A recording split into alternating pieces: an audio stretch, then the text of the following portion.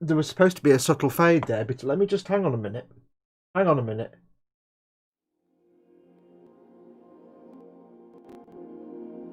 Oh, there's supposed to be a fade in there.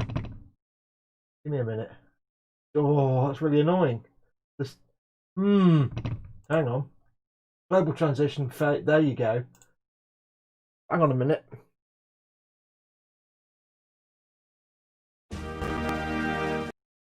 That's just rubbish. Oh, that's just it's supposed to gently fade in and I don't know. Internet's. Hey everyone, welcome. It's Sunday. It's Fox from Model Making Guru. Welcome to Warhammer Sunday. That time of the week when I get a tickle in my throat, as always, when the camera goes on. When I crack on with some Warhammer buildage, and you guys get to hang out in chat. Now, as always, before we get going, let me do all the usual thanks and thank yous to everybody. First and foremost, big thank you to my corporate supporters. I nearly said global then for some reason. I don't know why.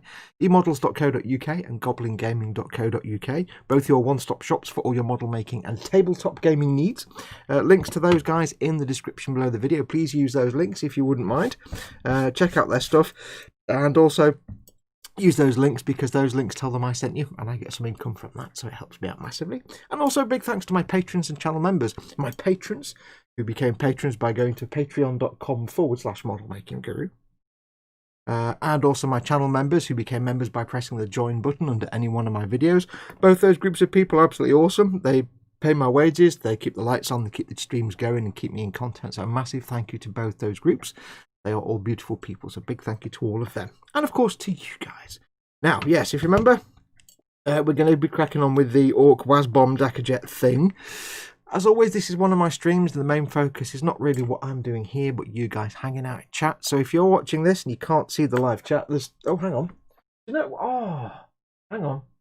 But who's been in my Streamlabs pressing buttons? Right, just... Oh, it's not on, you know. Somebody's been in my Streamlabs pressing stuff and fiddling and messing about. I've not got the fade either. Yes, there is a box there where the chat will pop in a minute. Now I press the button. But if you can't see where the live chat is, you need to be watching on the YouTube page. So please do click the YouTube icon that's down in the bottom right hand corner. Oh, hang on, I need coffee. This throat's gone already. Yeah. I've got some kind of tickly nonsense at the back of my throat this morning. Yes, do click on the YouTube icon that's in the bottom right hand corner of the video player, and that will take you to the YouTube page where you can carry on watching and join the live chat. And you should do, because like I said, the focus is really you guys hanging out in chat and having a good time. It's not really anything to do with what I'm doing here. And there's lots of lovely people in chat. And don't forget, of course, if you are in the chat, I'll have the chat in front of me here on the iPad of Happiness, which Guthorm, who isn't quite in shot, is looking after for me. So do feel free to join in the chat. If you want to get my attention, of course, I'll have my lenses on, so I won't be able to see you. So please do put your comment in big fat capital letters.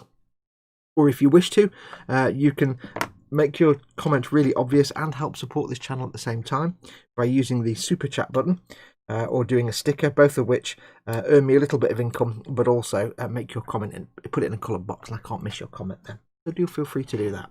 Now, yes, we are going to be carrying on with the Boom Jacka Wazbom Dakkabam Jiggabim Jigga. That's what we're building. Good luck spelling that. Yeah, it's going to be a hell of a thumbnail. But yes, we're building this thing, and it's a bit of a hodgepodge of all the different planes you can build from the one kit. So we've combined different bits from different ones. Now, there's some bits I need to finish building. We've built most of it. I need to tidy up the two bombs that I made last week. They need a bit of clean up. Got some bits there ready for paint later on. We need to clean up the bombs. I need to build the gunner at the back. And then technically that will be the end of the kit then, because there's nothing apart from the base. There'll be nothing else to build. But what I'm going to do is... I do apologise. Wow. Little tickly thing at the back. What I'm going to do is build an alternative tail system so that whoever buys this when it goes on for sale eventually will be able to swap between the two different types of tailplanes. Hopefully, anyway. So we've got that option, but we're going to give them a secondary option. So I'll put that to one side because we've done for now. We built the cockpit last week with the Ork in there who can be easily removed for paintage. And I suddenly realised I've given him... you remember last week when I was trying to figure out why there were two different pieces for the cockpit tub, but they were both basically identical. And I'm like, why have they given you 2 different pieces? The entire difference between the 2 different cockpit tubs is this one has a little recess for the iron sight, where the iron sight glues in. The other one doesn't have that, because half the cockpits that don't have this big honking intake have an iron sight here. The cockpits that do have the big honking intake have the iron sight on the intake. So basically, he's got 2 iron sights now. But you know what? I quite like that. I can't not have that big honking air intake. So that's the plan. I'm going to put that to one side for a moment. Somewhere over there, maybe. So we need to clean up these 2 bombs. And then we need to build the rear gunner, and then we need to do some custom work. So I've got some more plastic card here with me today. We might get round to doing some custom building. I know. Let's have a quick look at chat and see who is in. I don't think I can go back to right to the start. But we have Dad at Scaly Models is in. Hey Dad, big hugs. Dad's not been with us for the last few weeks, but he's back now, so welcome to Scaly Models. Pascal Leaverse was the first in chat. Mayhem Model Works and Nim, of course, all come over from from Colin and Dave's stream earlier on, so hello to Colin and Dave. Mayhem Model Works, we have Stewpot is in, EC Idaho. We have me, yay! What else do we have in? We have David Sanderson. Yay, a Gundam. People are talking about gunplay in chat. Nim's making the Fenice Rinascita, which is the Italian chap's Gundam from Gundam Bill Fighters, which is one of my favourite Gundam series. I've only watched a few of the different Gundam anime, and Gundam Bill Fighters was brilliant. I loved it. Mostly because I completely identify with Reiji. Is it Reiji? I always forget his name. Reiji, the one that just wants to eat all the time. That's me, basically, when I could eat all the time. Gundam Bill Fighters Try was alright. And the series that came after that was garbage. But yeah, Gundam Bill Fighters, good stuff.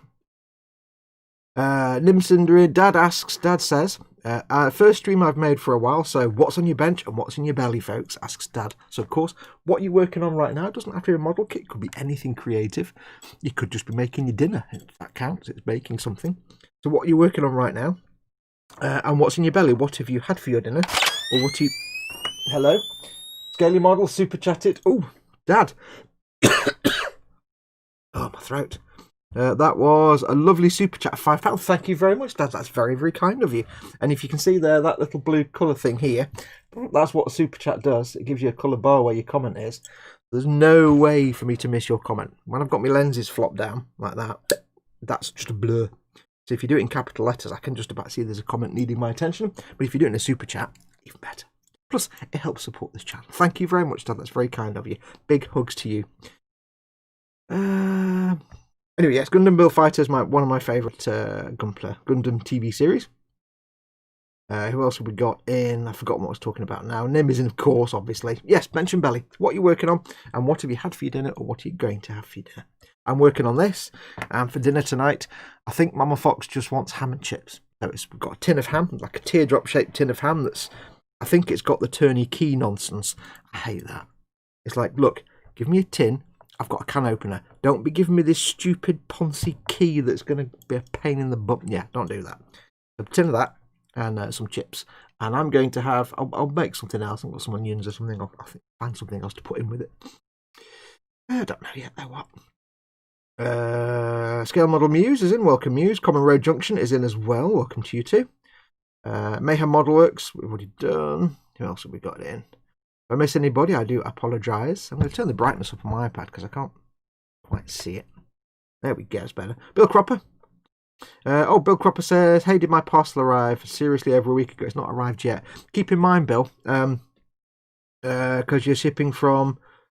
Where are you shipping from? I don't know where you're shipping from. If you're shipping from outside the UK... oh, yeah. Royal Mail. Are you outside the UK or in the UK? I think he means yes. Yeah, it's a week ago. Yeah, I was going to say, if you're outside the UK, of course, we're in lockdown anyway, so all the ports and things are shut down. But if you're in the UK, I don't know, it's been a week. I've not had any notifications of missing parcels. There are some parcels downstairs, but they're all Mama Fox's things that she's bought on Amazon.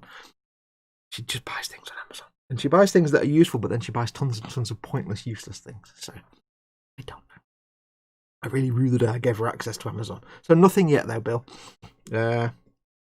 Did you send it tracked or anything like that? Always worth just checking if you sent it like tracked and traced or anything like that. I wouldn't be surprised if a courier just robbed it into Fox's hedge and left it. No, it's raw mail, so it should have turned up.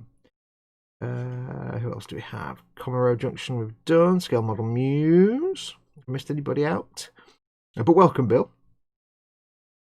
Wayne Hayward says hi all. Welcome, Wayne. Daily Models. Hey, Dad. His second one this stream already, says Vamp. Why, what have I done now? Is Foxy having a moment? Oh, I have moments all the time. My streams are entirely moments. Phil Lewis is in. Welcome, Phil Lewis. He says afternoon all. Wayne Hayward. I thought Fox was entering Hong Kong Fury mode then. I like to... What's that line? I like to bong me gong before I float me boat. That's a genuine Hong Kong Fury line. Only I would know a line from Hong Kong Fury. Hello, hello.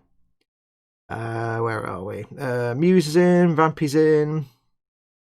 Bill Cropper's building a Lego UCSA wing and Monster Munch. Monster Munch, get in. What flavour? Pickled onion? Yes. Pickled onion is the correct answer. Rich, hang on lads, I've got an idea is in. Welcome, Rich. Hi, Fox and Co. Chicken Sunday roast and Redemptor Dreadnought. Again, nothing wrong with that. Muse and Vamper just getting a bit rude in the chat there. Steady now. Oh, that's the best ham. Royal Oak, bung a fried egg on top, says Scaly Models. Yeah, it's from the Morrison's box, so it'll be Royal Oak, probably. Stupid key. It's very nice. It's just got a stupid key. We got some gammon ham, same thing, teardrop-shaped tin. I think from Morrison's as well. And it had no flavour. I'm like, this just tastes like meh. Weird. Right, a chat just jumped. Oh, yeah, in Blackpool. Wow, you take a long time to get here from Blackpool. I don't think there's any quarantine breach between Blackpool and where I am. But never mind. I'm sure it'll turn up. Phil Lewis says, belly sausage sandwiches and more a late breakfast. Bench 2 ultrasonic Fox deterrents to go in the garden. I don't know what that means. Then back to the Star Trek shuttlecraft. Cool. What's up? Why would you want to deter foxes from your back garden? Foxes are cool. Unless you literally mean me, as in a fox with a double X. Because, I don't know what would deter me from a garden. I don't know. Giant crane flies, probably. Muse, we got snow. Yay! Wish we had snow. We don't really get proper deep snow. We don't get proper deep snow here. We used to, when I was a kid, we used to get snow like, a foot deep in the 70s. Nowadays, we're lucky if we even get like a snow drop. No, snowflake. That's why I said snow drop. We're lucky if we even get a snowflake. Never mind. A whole load of snow. I don't know. Yeah, so Bill, no parcel yet, I'm afraid. I'll keep an eye out though, don't worry. Right. We get parcels all the time, so the postmans know where to put all the parcels and things for us. Right, so we've got to clean these bombs up first. We'll do this first. We'll get these bombs cleaned up. If you remember last week, we stuck them together, just 2 halves, and we squeeged the glue out, as we always do. I need to apologise, by the way, last week. I hadn't noticed, but the way my microphone is set up, if I look over to my side over there, and I'm looking at the computer monitor to see something, the microphone's... I'm not as loud for the microphone, and it drops out because I've got noise filters and noise gate, so I do apologise if I keep dropping out. It's because I'm looking away from the microphone, which is a bit of a schoolboy error, but there you go. It's the price you pay for having a noise filter and a noise gate, so you don't hear all the background noise and fans and computer fans, and everything sounds a bit better. There's always a price to pay. Always a price to pay. Right, so I've got my lenses on. I can't see what I'm grabbing. I'm trying to grab my knife at the pile, but I've got my magnifiers on. I can't see a damn thing. Right, so we're just going to very carefully... Remember, we left the nubs on here, because as I've said before, we're making a tube. Get everything glued together and in one piece first, and then clear away your big nubs. Big nubs! Just so you avoid having any little stepped surfaces.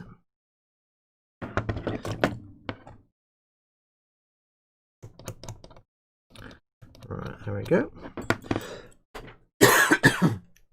I really don't know what's irritating my throat. It literally wasn't irritating my throat till about 10 minutes ago. I did have for breakfast this morning some porridge oats I ordered myself, because I'm on a healthy food thing from the under doctor's orders, I ordered myself like what turned out to be far too much porridge oats, you know, proper like oats like flakes, not like in a box pre-manufactured, but literally just they got some oats and there you go. So I had some proper porridge this morning, and I think I've got a flake stuck down the back of my throat. Ugh. Just every now and then I get a little tickle. It's like, shut up. I don't know. Anyway, hope you're all well. Hope everyone is doing okay. Like Dad said, bench and belly. If I haven't read it out already, do put your answer down. I'm doing okay, thank you very much. Got all my new drawers built. All my new drawers, my Hobby Zone drawer units that I got, all built and assembled. I did actually get absolutely thoroughly bored by the time I had 2 sets left. I bought 6 sets of drawers, so it's 12 drawers, and I was assembling them with the wood glue, and I got thoroughly bored towards the end because I was just fed up with building them. And Paul, my good mate Paul, over at Glue to the Sprue, Team Inept, just said, why don't you just use super glue? And I'm like, okay. So I just super glued them. Right, let me just get some water going. I'm going to do a quick gargle. Let me turn the microphone off.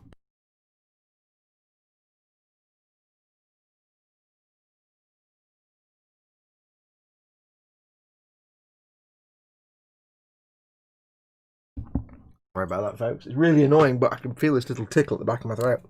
And it's most frustrating. You don't watch my streams to just listen to body functions constantly. Now my eyes are watering. Oh, god damn it, man. My nose is running. Oh, hello. Oh. Right, let me just... Oh. Have I just suddenly become ill? I don't know. Like, in the last 10-15 minutes. Right, there we go. Oh. Eyes are watering now. Wow. Right, let's... I wouldn't mind, but today started with a raging headache. That was a bit of a... Well...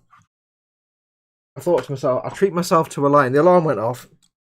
And I thought, I'll treat myself to a lie-in just for an hour. You know, I've been good. I often get a lie-in, so I'll treat myself to a lie-in. And then I just had a raging headache for like an hour. Oh, so I can't sleep. And to make it worse,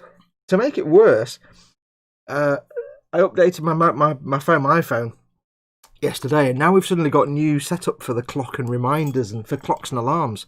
And Apple basically completely changed the way that you set your, if you use their sleep timer, they've changed the way it works.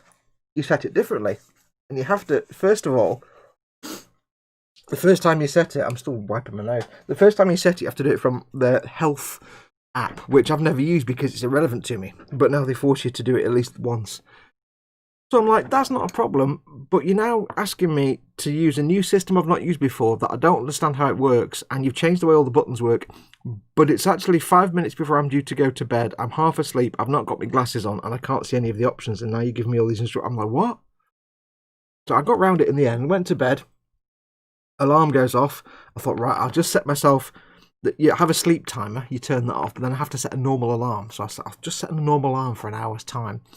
And of course, I've just woken up, I haven't got my glasses anywhere near me, and now there's also a new way to set alarms. I'm like, so frustrating. It's like, if you're going to make changes to something that you only ever use when you're about to go to bed or you've just woken up, you probably want to teach people how to use it before they need to set it.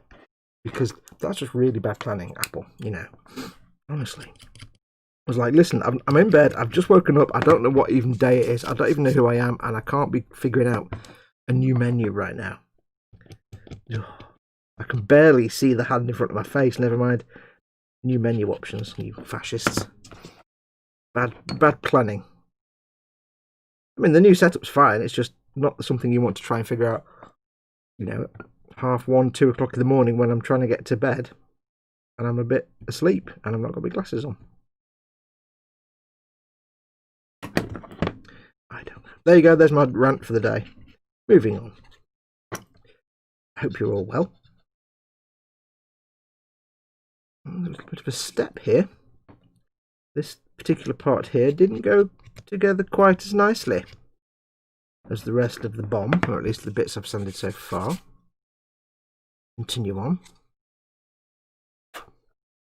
I know it's not very exciting watching me sand a thing, but it's all in the name of science. And again, I have to be grateful to GW for making sure that the rivets stop just shy of this joint. But we can add more rivets. No problem.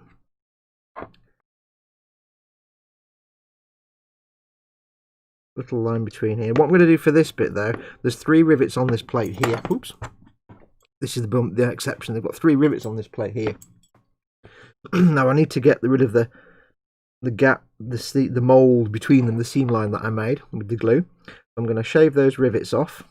I'm going to quickly, just gently sand that smooth. Best I can, without getting rid of the other rivets. Fill that little gap. I know I'm not using.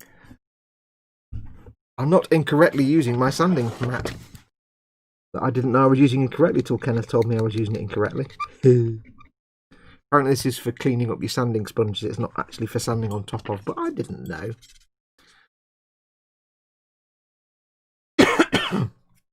Here we go, there's that cough again. I do apologise profusely for if this stream just ends up with me coughing for 3 hours. Oh, god damn it, lungs, chest, whatever. Okay, so there you go, that's a bit cleaner. There's still a little bit of a, you can still see a little bit of a wiggle there between the 2 halves, but I'm going to put some rivets on there that will hide that, so not a problem. I can't use my tool to get into this little gap here, so I'm going to have to use a blade for this. I don't like using a knife blade for getting rid of seams, but sometimes you have to. Sometimes you have no choice at all. Jon Snow. So we'll have a look at chat in a moment though. Bear with me. Hey, I hope you're all well. Hope everyone is doing fine and also dandy. I'm holding, when you see me holding it up like this, I'm just holding it up to the light to see if I can see an obvious gap. I know you can't see it, but that's what I'm doing. This mould line here, seam line. God, I always get the nomenclature mixed up. I always call mould lines seam lines and seam lines mould lines.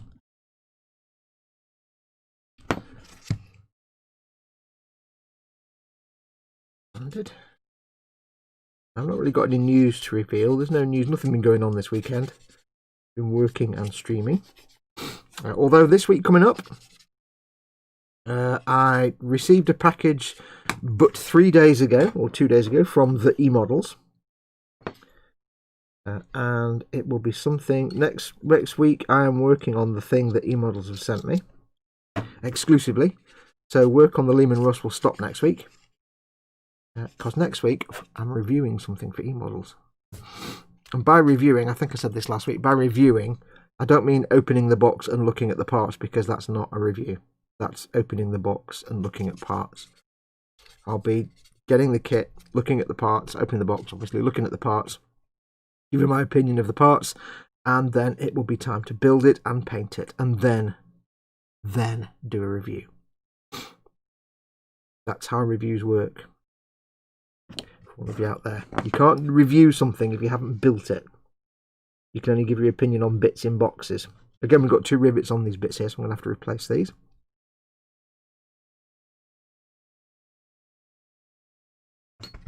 So yes, I'll get the thing, I shall assemble it and paint it. That's my job for next week, and then issue my opinion of that kit once it's built and painted.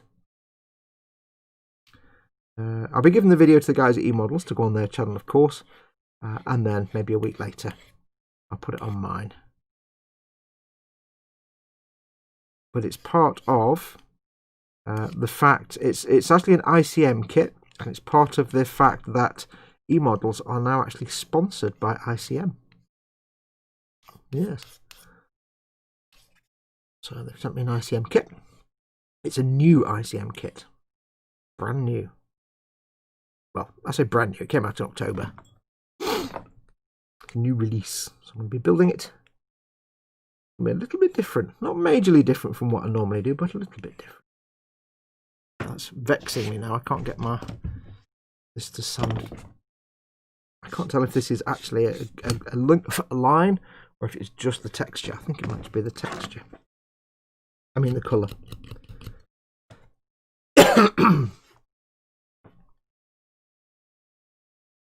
It's quite fiddly. Now I know on one of these I did actually glue it the wrong way around, so there might be a bit of a lip to clean away. But I can't remember which bomb it was.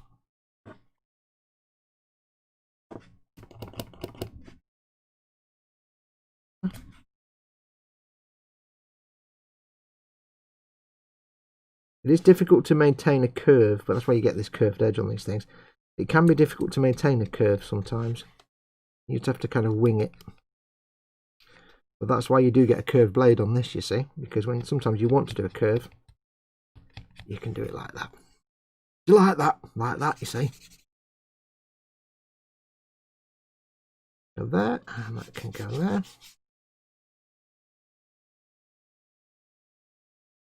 Now with the plane, of course,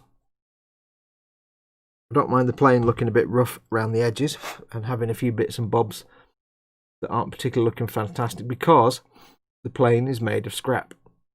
When it comes to the bombs though, I was about to say the bombs will be clean because they've not been used, but having said that, there are actual moulded in chips and dings in the metal, so I think we can also therefore allow some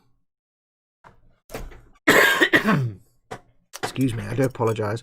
There isn't time for me to turn the microphone off. Oh, when I feel the tickle. Yeah, we can allow for some unevenness in the assemblations, I think. There we go. Get that smooth. 800 grit. It's a lot of effort that I didn't think I'd have to make for these bombs, but yeah, it's actually a bit of work to get these nice and tidy.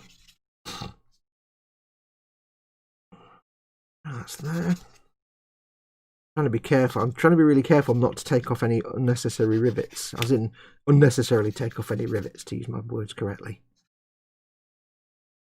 I don't mind replacing them, but I don't want to replace all of them because they are a bit bigger than the rivets I've got.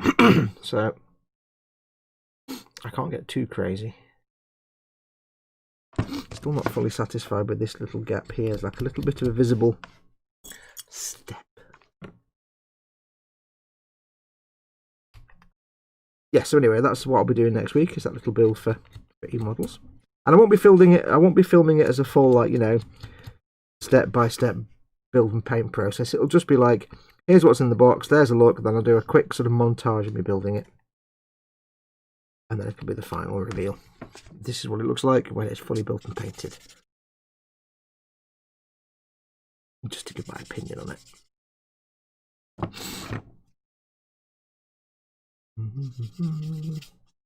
Right. I think that will suffice on that half of the bomb. Looking at the light, that's, yeah, it looks alright. I don't need to worry about these bits too much because this is where it glues onto the wing. But I need to get it flat. I want it to sit properly in the little recess. So I do need to get these little pegs flat, but I don't need to worry about them looking neat. I just need to make sure the little nub is removed. Gentlemen, remove your nubs. Nubs, even.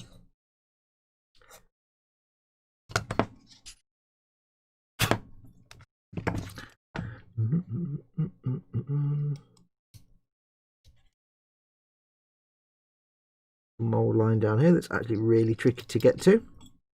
But I only glued it lightly because it's going to be kind of hard to see anyway. And I glued it lightly just because I knew I wouldn't be able to really get to it very easily. And I didn't want a big bead of glue sticking up through there, so there wasn't much to clean up there. And that bit already. Okay, can go there. I've only got the faintest of little glue beads to clean there, and then we're just kind of done on that side. That can be gently sanded. We'll come and look at chat in a moment. Okay, Colin's in. Hey, Fester. Fester67's workshop. How you doing, my friend? Good show today. I enjoyed it greatly. I like watching Colin and Dave on a Sunday morning. I've got my routine down pat now, you see.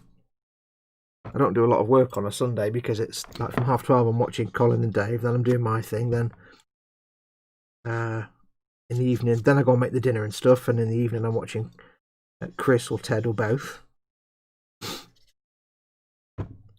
Okay, that's about as good as that's going to get. These bits here, like I say, you're not really going to see because for those bits there, just literally, those pegs go in there like that. So you're not easily going to see that bit where that little seam line, mould line is. I'm not too fussed, not too overly fussed about that bit. I'll still do my best to make it look nice, but I'm not going to lose sleep over it.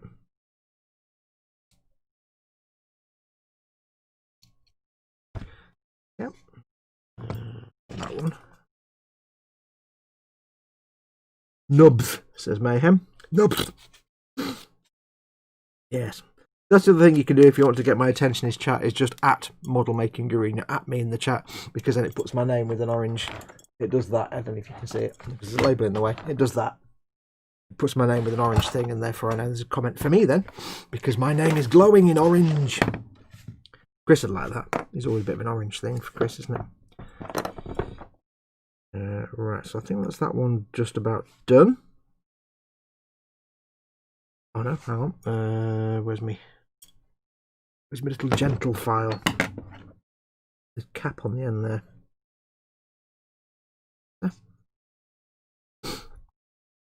Quick dry fit testy test. That just sits down there. Oh, burpage. Now you can see. I don't know if you guys can see. Look. You can kind of see the line there, but it's only very faint, and I think that will go, judging by how it looks with the light on it, that will go once I've got paint and primer on. Anyway, it's just you can see it's a specular change rather than actual physical gap. It's just a change in the shininess. I think that should hide quite nicely. So we'll put that there. And we'll get on with the next one. Have a quick look at chat first, though. Catch up with you.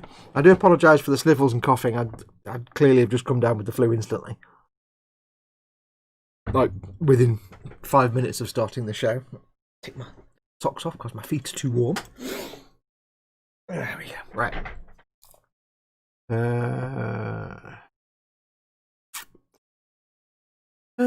Fox, do you have a temperature? No.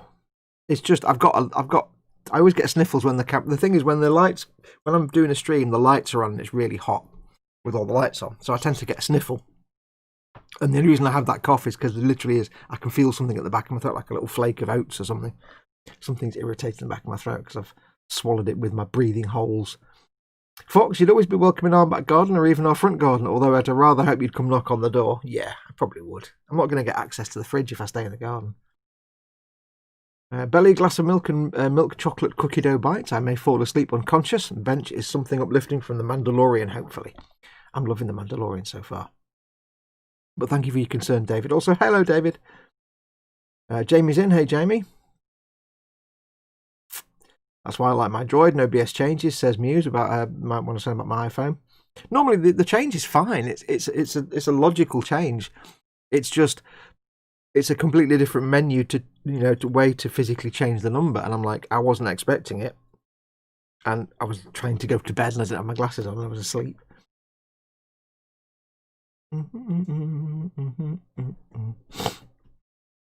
Sniffles, I apologise. Sweat sore shivers? No, it's not the dreaded chocolate velociraptor. Fox, my wife agrees with you with the Apple update, says EC Idaho. Yeah, if you're going to change the alarm clock setup, for the love of dog, tell people before they need to set the alarm clock, because that's not when they're going to be paying attention. Yes, Colin's in. Welcome, Colin. I've got paid time off to use. I just need to decide when, says Muse. It has to be after Christmas. I'd probably say after Christmas. That might be a good idea.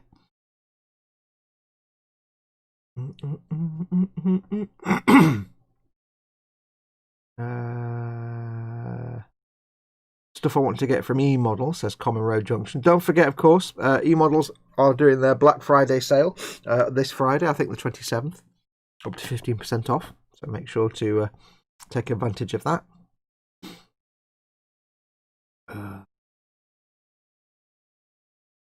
Is that what the curve is for? I thought it was just a design for that. Yeah, it might not be, but that's what I've decided it's useful. I'll do it on camera, it might be a good idea. That's what I've decided. As my camera moved. No, it's still in the middle. I'm just an idiot. I've decided that's what it's for. It's kind of handy for that. Nim says it's snowing. Oh. How many rivets says Festa? Ooh, all of them. I mean, all of the ones on there and all the ones on here. And I've added some rivets myself. All the rivets in the world. It's covered in rivets. I love it. This is why I love the orc stuff. All rivets. Send some snow to the vamp. Burpage says Mayhem. Yes. Flu or says EC Idaho. No. It's just a sniffle and a cough. The cough is literally, it's just something stuck in the back of my throat. Chris at Gross Models is in. Have no fear. I have arrived. Welcome, Chris at Gross Models. We can rest easy now. Right, before you go, before the end of my show, when I always ask, are you on tonight, Chris? And you've already gone. It is 8 p.m. tonight, 8:30, 8 o'clock. And are we finding out your new build? That would be cool. Do let me know while you're here. Would buy from e-models, but shipping is pricey to the colonies. Yeah, that does get expensive. Right. Hopefully I can stop with the sniffles now. Yeah. Yes, the sniffles is like an ongoing thing for me whenever I do live streams. The sniffles always begin the moment all the lights go on and the camera starts rolling. And then the moment I finish doing the live stream and go off and walk downstairs, the sniffles go away. I don't understand.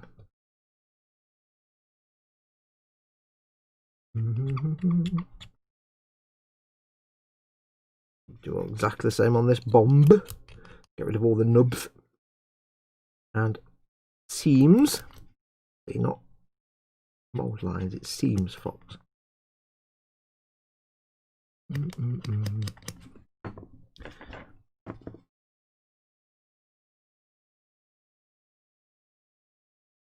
Chris, you and I need to figure out when we're going to do another Destiny stream. If you remember last week, Chris and I did a little bit of co-op Destiny 2. And because of the nonsense going down with their latest expansion, we can't really carry on with that because I've not got the expansion. And I'm not going to get it for a while, so it's kind of pointless. So what we're probably going to do is crack on with Destiny. We'll probably play through the original Destiny because we've both got that and all the expansions that came with it. Or Borderlands, I don't know yet. But yes, so you and I need to figure out when we're going to do that, Chris. Because it was good fun. It was good fun doing a bit of co-op gaming and streaming it. Now, last time I tried co-op gaming, because you know Chris, Paul and I did Destiny for a little while, but back in those days we were just streaming directly from the console to Twitch and it was garbage. But now we've all got capture cards. So I can actually do a decent quality stream. Not perfect quality, it's a fast moving game and there'll be lots of pixelation. You know, I don't have a gigabit broadband connection with like a billion meg upload, and I can't do a bandwidth of, I can't do like a 50 kilobit data, whatever. I can't get my words out. Bitrate, that's the word I'm looking for. So it'll still be a bit, but it'll be better than it used to be on Twitch, which was absolutely terrible. So we must do that. I think we've sort of decided it's going to be Destiny, but I don't know for sure. So I suggested either Destiny or Borderlands because I think we might be able to stream Borderlands now. But Borderlands is more fun with 3 or 4 of you. But I know Paul isn't really that keen on Destiny, so it'll probably just be me and Chris doing Destiny. It'd be fun to revisit the old Destiny and see how badly the graphics hold up in 1080p. Because they didn't do any work on Destiny, the original Destiny, when the Series X and PlayStation Pro came out. They didn't upgrade it or update it to 4K or anything like that. You know, like some of the older games, like, you know, Skyrim and Fallout and stuff. They got 4K upgrades, or they got resolution upgrades and asset upgrades. Destiny never got that because it was already like dead. So you literally play it. It's in 1080p and sub 30 frames a second. And it kind of looks terrible. Last time I tried to play Destiny, after playing Destiny 2 in 4K and HDR, and you go back to Destiny in SDR and it's like 1080p or sub, it looks terrible. Everything's really kind of, you know, the Xbox One X is doing its best to upscale it, but it looks kind of garbage. Everything's jaggedy and there's moire patterns. It's, oh dear. But you kind of get past it after a while. But yeah.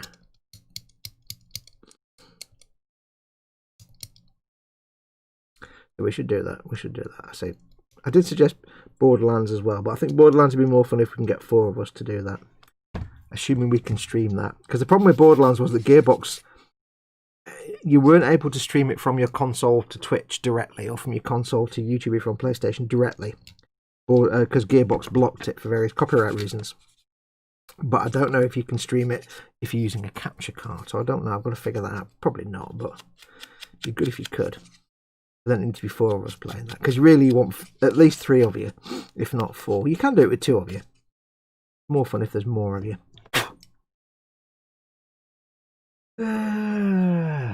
Tuesday, says Chris at Gross Models. Oh yeah, 8 PM, and yes, new build time, vote still open. Yes, do go along to grossmodels.uk, I think is the website. Chris's website. He's got do correct me. You can put a link in the chat if you want.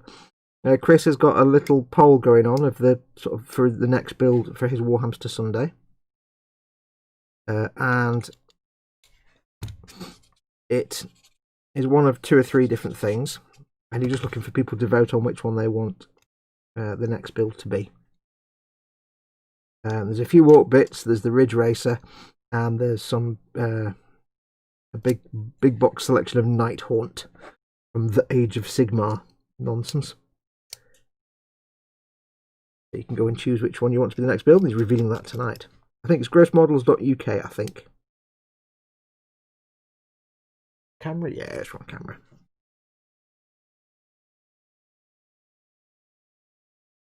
Hello, Mama Fox. She tries to creep up the stairs to not disturb with me while I'm streaming, but I can hear her. I've got ears like an outhouse rat, he says politely.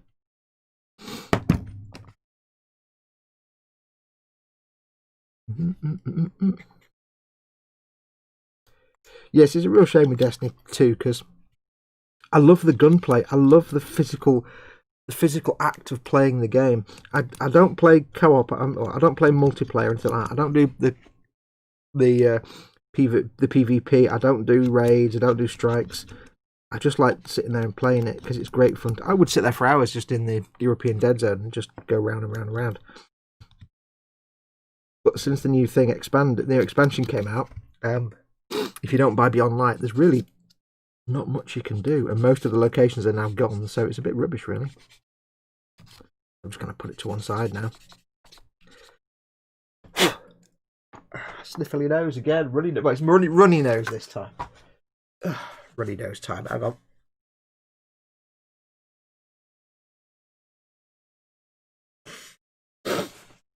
Yeah. 8 PM, yes, new build time.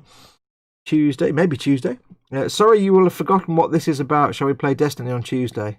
I don't tell him to do like you, Chris. Like, you put a comment in Chris's chat and then he reads it 20 minutes later, but starts at the bottom and goes up, so he gets the answer to something before he knows what people are talking about. I tend to go up and then work my way down. Yes, we could do a Tuesday. Of an evening, of course, I guess, though, because if we could do it regularly, you won't be able to do it during the day. Once you go back to work. That Destiny stream was the funniest thing I've watched in ages. Well, you've been watching some pretty unfunny stuff then, haven't you? Sorry. Paul Di Tommaso is in. Hey, Paul, hope you had a good snooze. Welcome, welcome. Are you getting the new Xbox, Fox? Asks Comrade. I will do. There's absolutely no chance of me even beginning to think about getting one before like next spring, though, because you can't get one anyway. You can't get one now, so it's going to be next year sometime. But I've got to have a long, hard think about how exactly I'm going to do that, because it's not. You know, when I got my Xbox One X, I had a nice little income and I was earning some money. and it was absolutely fine. But when I get the Series X, of course, because I've not been able to sell anything for the last year, so money's really tight at the minute. So it's not like I can just order it on Argos and plonk the money down, because I've not got that option this time. So apart from the fact, I mean, it's kind of, in a way, it's a godsend. It's going to be a nightmare to try and get one before next year anyway. But I've got to start thinking now. I'm beginning to think to myself, it's probably going to be better to do it on the All Access Pass, where you get the Game Pass Ultimate, than it is just to plonk it down at Argos. Because if I go through Argos, of course, I can pay it off different amounts each month, depending on what I've got. But I'm going to be paying like 29% APR. I'm paying 20%, almost 30% more than it costs. So, yeah, it's convenient, but I end up paying through the nose. That's not really what I want. If I do it through Xbox All Access, then I can pay 30 quid a month, and I get the console, and for 2 years I pay 30 quid a month. You get the console, and you get Game Pass Ultimate thrown into that. And then when you've paid off the console, you just drop down to Game Pass Ultimate. But I've got to consider, can I afford 30 quid a month? Not right now. But I will get one. It's a long way of saying I will get one. Just it's not a priority right now. At some point, I need to get back into the normal routine of building things and selling things, which I haven't been able to do this year because I haven't been able to post anything.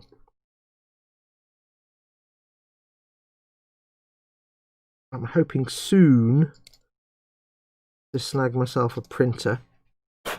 And then at least maybe if I get myself a printer, I can print my own shipping labels here, because Royal Mail doing their thing now where they can collect parcels from the house. So at least that way, then I've got an option to print shipping labels, get things shipped out, so I can start selling my bills again. Give me 1 second, folks.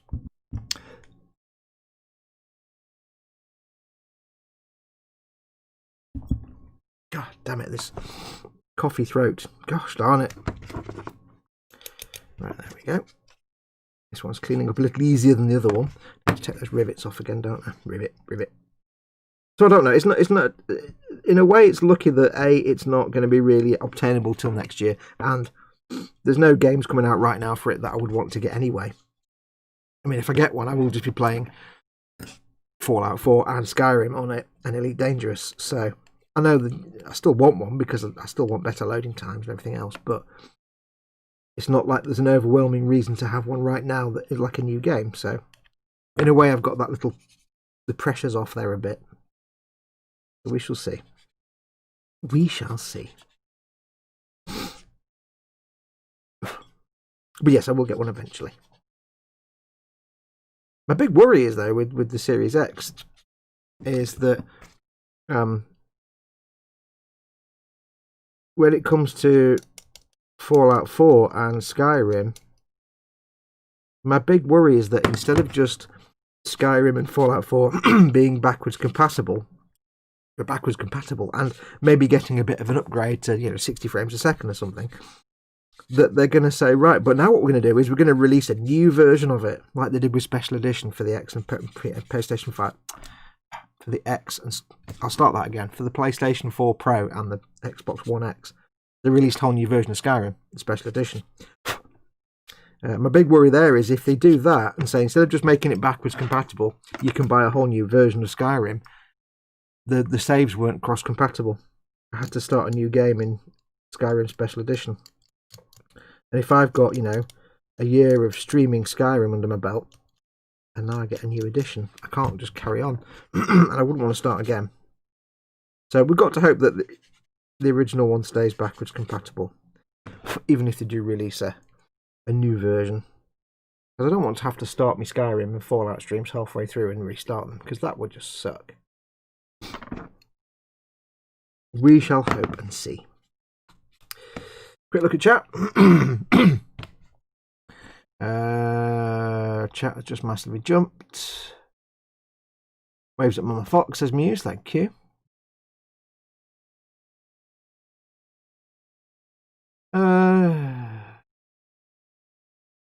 I'm in need of the help from Community Foxy, says Vamp. Anyone have a spare airbrush compressor laying around that's been put in the cupboard because you bought a new one better and it's not being used? Where are you? Depends what country you're in. I haven't got one, but for people to answer, they need to know, because shipping a compressor from country to country costs an absolute arm and a leg. Let people know where you are. To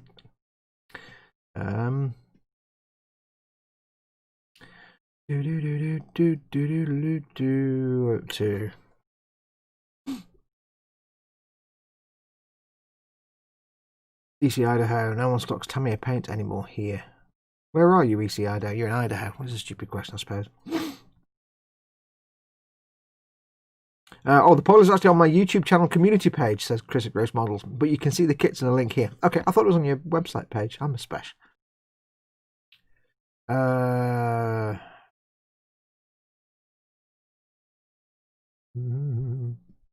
Vamp says, a question for the decal makers. Which printer will be best to print your own? Laser printers. I don't print decals, but the one thing I do know is you have to use a laser printer, not an inkjet. You can use inkjets, but laser's more durable, less likely to smear and rub off.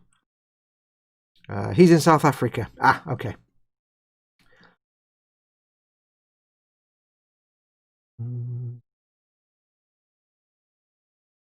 Yes, feel free to have a discussion in chat about that kind of thing. In the Model Makers Boom Hub, of course, we don't allow buys and sells and trades and swaps or anything like that, just to keep people safe. But I don't have a problem in my chat if you're trying to sort something like that out. Obviously, when it comes to giving personal information out, please go off onto a private message. Don't do it on the internet. I mean, not on the public internet, obviously. Right, so we've got all these rivets I need to get rid of, so I can clear these gaps up.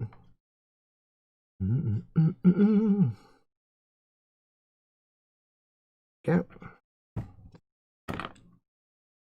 Yes, my current compressor at the moment is it's kind of the standard compressor that we all have, but it was gifted to me from a viewer who is in the US. So they sent it to me. I had to get myself like an adapter, a 120 volt adapter, and it works fine. But I dread to think what they paid to send me a compressor through the... It's like, it weighs like the size of a small house. So I can imagine shipping outside of whatever country you're into, whatever country you're in. You've got to keep that in mind. It might be cheaper just to buy a compressor. And especially right now with the world being on fire and a lot of countries kind of having to prioritise what's coming through their customs and non-urgent stuff sitting, there's also, I'm pretty sure in some places, ports and things are just saying, some stuff is just getting put to one side because it's not a high priority compared to medical supplies and stuff. So you got to keep that in mind as well. Right, so that's that bit. 600 grit. 600 grit. Yes, this grit. I don't know what that accent was. That accent was nonsense. Middle of nowhere, Eastern Idaho, 4 hours to Salt Lake City or 5 to Boise. Boise, Idaho! I don't know why I did that in a crappy New York accent.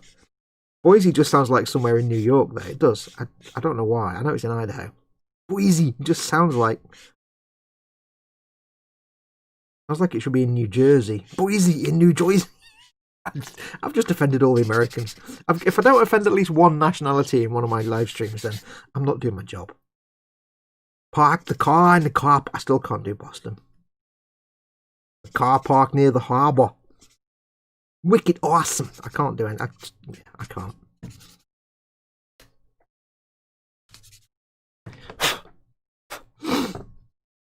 And I would say, if you can't get hold of Tamiya paints, try other paints. If you're ever having trouble getting hold of a specific kind of product, look for other ones just in case. Because Tamiya paints are fine if you're airbrushing and stuff, but there's plenty of other paints that are just as good airbrushed. Depends what you're doing. I mean, especially if you're brush painting, just burn them anyway. But yeah, maybe just have a look at what you can get for the sake of convenience, and that's often a good. I mean, I'm the worst person for that because I very rarely take on new things. I hate new things. I hate anything. I get into a comfort zone and I stay there like a rock glued to another rock. I don't know what that means, but I'm rubbish. But then somebody will expose me to something new and it'll be the best thing ever, and I'll adapt and take that on board. But I do need a hell of a shove to do things new or to learn new things.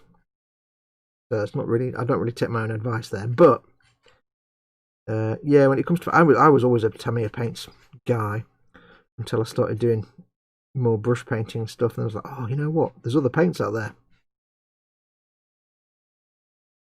But sometimes, when we look at over here in the UK, that we can easily get Tamiya paints, especially with E-Models being the UK's largest Tamiya stockist. But yeah, not everywhere you can get Tamiya paints.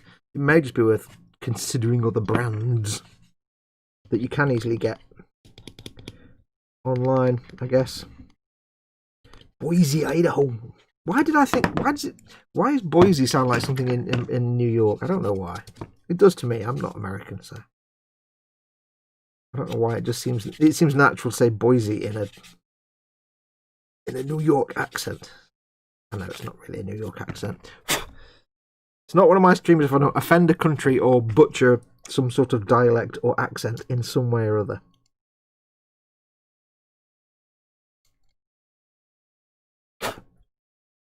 If there was a country where people actually spoke as Khajiit, then I could probably get away with that. That's probably the one place I could do an accent.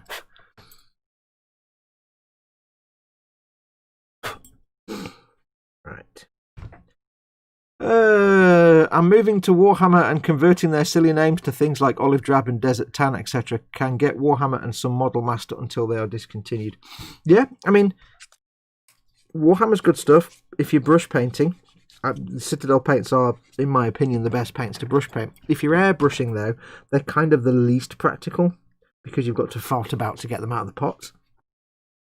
If you can get Vallejo are almost as good as Citadel for brush painting and better for airbrushing because they're a little bit more durable.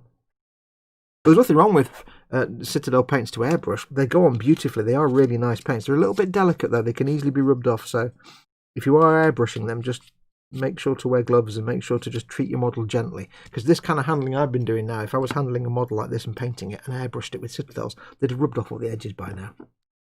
So they are a little bit delicate, but they go on beautifully. They go on beautifully. I forgot to do the inside of the little cowling, didn't I?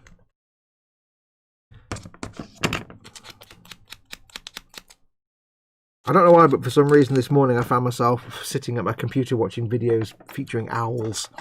I don't know how it happened. It's one of them things where you stumble across a video on YouTube and then you suddenly go down a rabbit hole.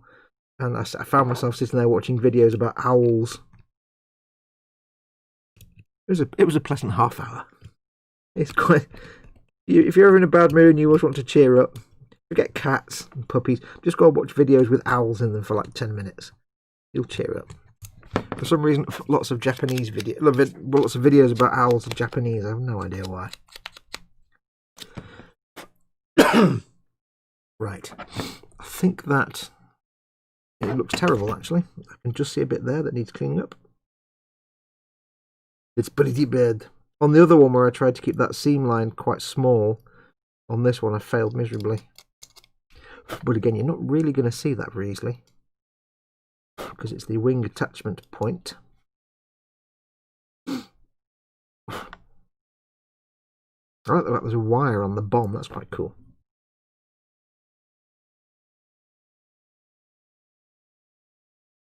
Wheezy.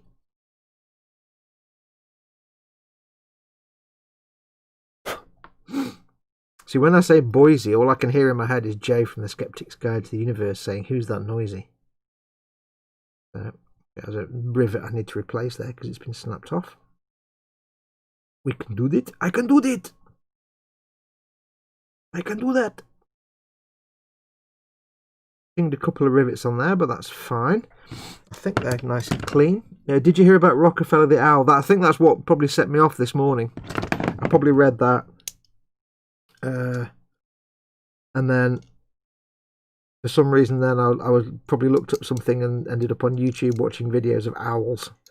I don't quite know how I got there, but that's probably what set it off. Because yes, I read the thing about Rockefeller the Owl. Like owls.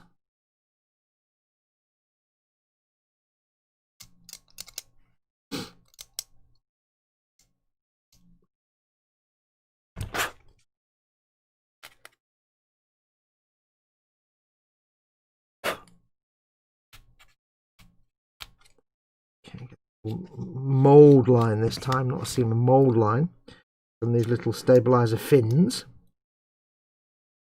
I hadn't noticed that. Yeah, we need to get rid of that. The kind of things that it's not that noticeable now, but as soon as you get a paint coat on here, that mould line going down the middle of the fin, you can see it with from a mile away.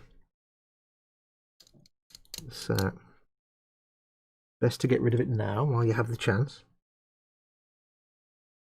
Hello, Mama Fox.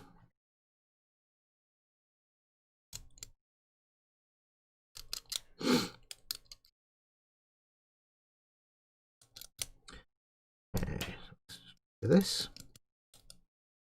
but it is the kind of thing you won't notice till you put primer and paint and you're like, oh, or in fact what it will be is the kind of thing you notice when you finish the model and you're taking photographs and you're like, oh, phalanges, and it's too late by that point.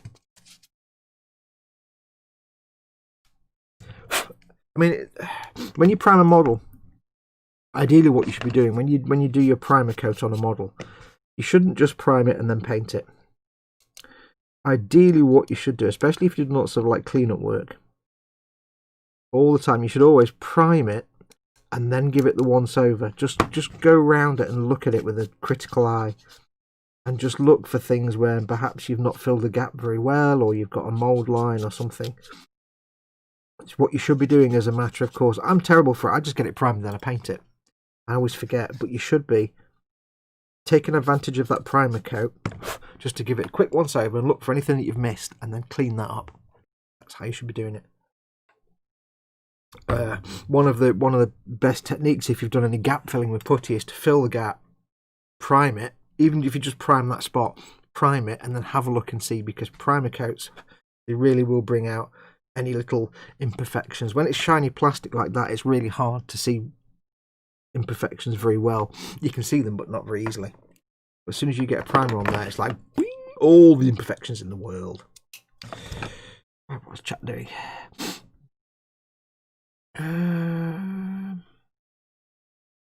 If you're using Tamiya paints, do you need to prime first or not required like enamel paints? You should always prime, always, whatever paint you're using.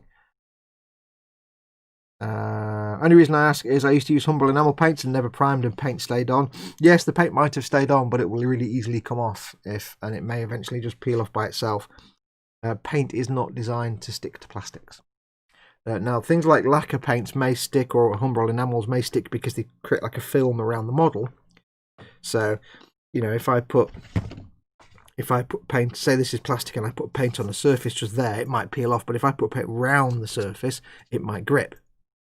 But it's still not properly adhered, and eventually you can end up with bubbles and flaking paint and peeling. And as you're handling it, you should always prime your model. Paint is not designed to stick to plastic, primer is. And then paint will happily stick to primer.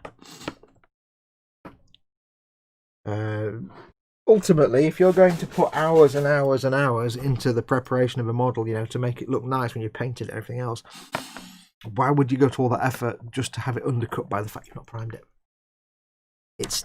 If you're going to put all that effort in, you want that effort to last as long as possible. If you're going to make all that effort to make it look nice, do the full job.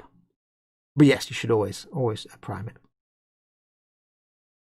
When I was younger, I used to just prime. I used to make models and just brush paint Tamiya paints on model kits and didn't prime them because I was a kid. I didn't know. Actually, when I was older as well, until mid-90s, because it was in the days before proper. There was no internet, and priming wasn't really mentioned much. As was, brush painting Tamiya was accepted at the time, but it's terrible. Don't do it. And yeah, I didn't know about primers. But some of the models still have paint on them because they're sitting on shelves, but some of them, they have started to flake and peel. And was wondering if Tamiya are sort of the same type of paint. Tamiya they're labelled as acrylics, but they're not. They're actually alcohol based. They're closer to lacquers than they are to acrylics. They're nothing like enamels. They're closer to lacquer paints. They're alcohol-based acrylics. They're more like alcohol-based lacquers. Lacquers are solvent-based. And acrylics are water-based. Tamiya are alcohol based. They're in the middle, which is why they're rubbish to brush with. Because if you get an acrylic paint, you can brush over the same bit over and over again. If you brush with Tamiya paints and you've got a bit that's not fully cured and you go back over it again by accident, it kind of pulls up and goes into little balls of paint. It's horrible. Horrible stuff to brush paint with. Yeah, they're alcohol based, which is why you can't really mix. I mean, you can. You don't get great results if you mix acrylics, water-based acrylics with Tamiya acrylics. And you get terrible results if you thin Tamiya acrylics with water. It's not good. Again, you can, but it's not best. Like me, Foxy goes to sleep with ghost hunting videos and woke up to Teletubby videos, which scares me more than a banshee scream at 3:15 AM. Oh, God, yeah. Amazon has all of Vallejo, absolutely. We'll go and set up a list. Yeah, if it depends, like I said before, though, it depends if you're brush painting or airbrush painting. If you're airbrush painting, Vallejo, they've got a billion different colours and they're in dropper bottles. It's the doddle. They also do Vallejo colour, Vallejo game colour if you're doing miniatures. They do model colour, which is more traditional colours for your real world military stuff. They do Vallejo model air, which are pre-thinned for airbrush. They're not quite, you still have to thin them a little tiny bit, but they're designed to be less hassle. They've got loads of different colour ranges and then dropper bottles, which is great. And they're water based, you can use a wet palette, so they're really nice for brushing.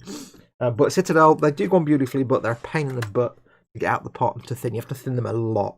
So, yeah, if you're airbrushing, I'd say go for Vallejo. Purely because everyone sells Vallejo. They've got a massive range of colours. Other brands are just as good, but Vallejo, they've got just an enormous range of colours.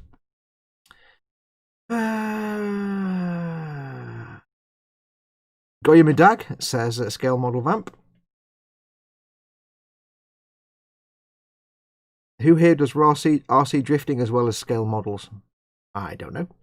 I've never done RC. I've never been into RC. I had a Tamiya Frog when I was a kid, and it was brilliant. But what used to get me annoyed about that was I built it and made it, and it was brilliant to play with.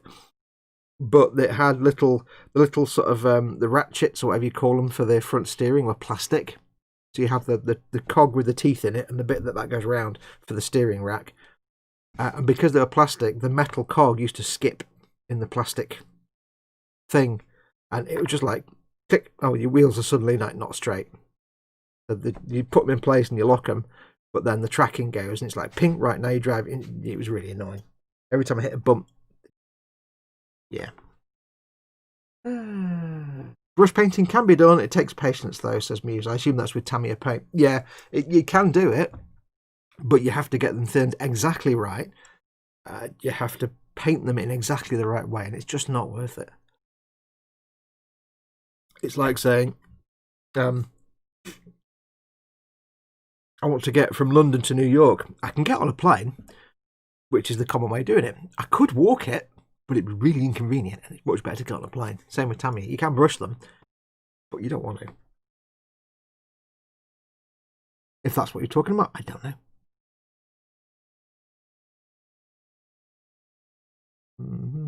But yes, it depends what you want. There are lots and lots of different acrylic paint brands out there, EC Idaho, but it does depend what you want.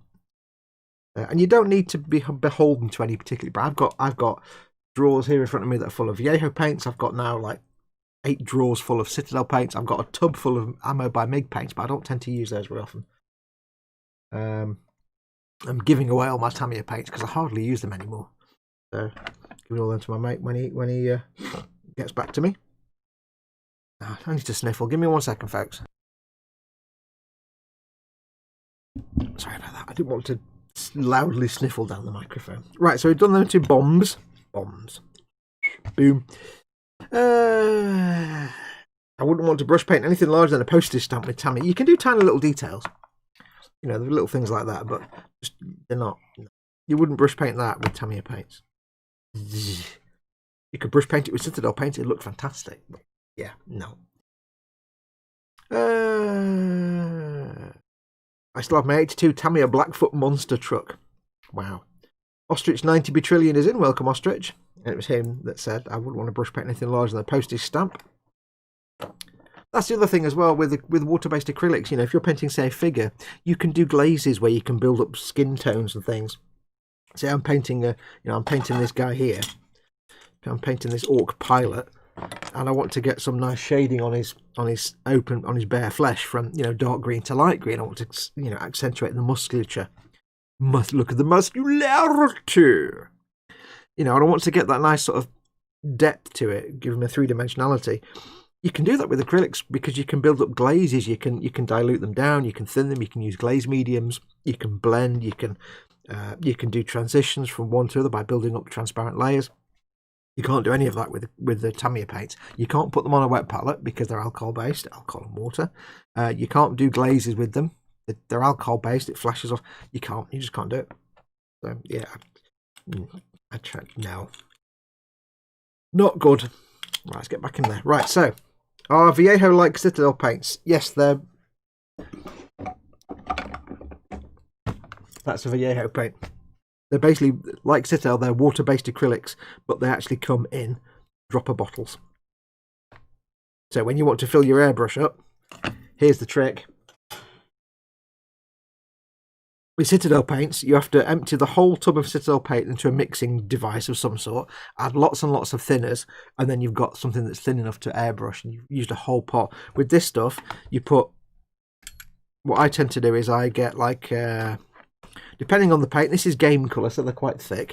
I will put a bunch of drops of thinner in the airbrush, maybe a quarter of the way up, and then I just add some drops of paint.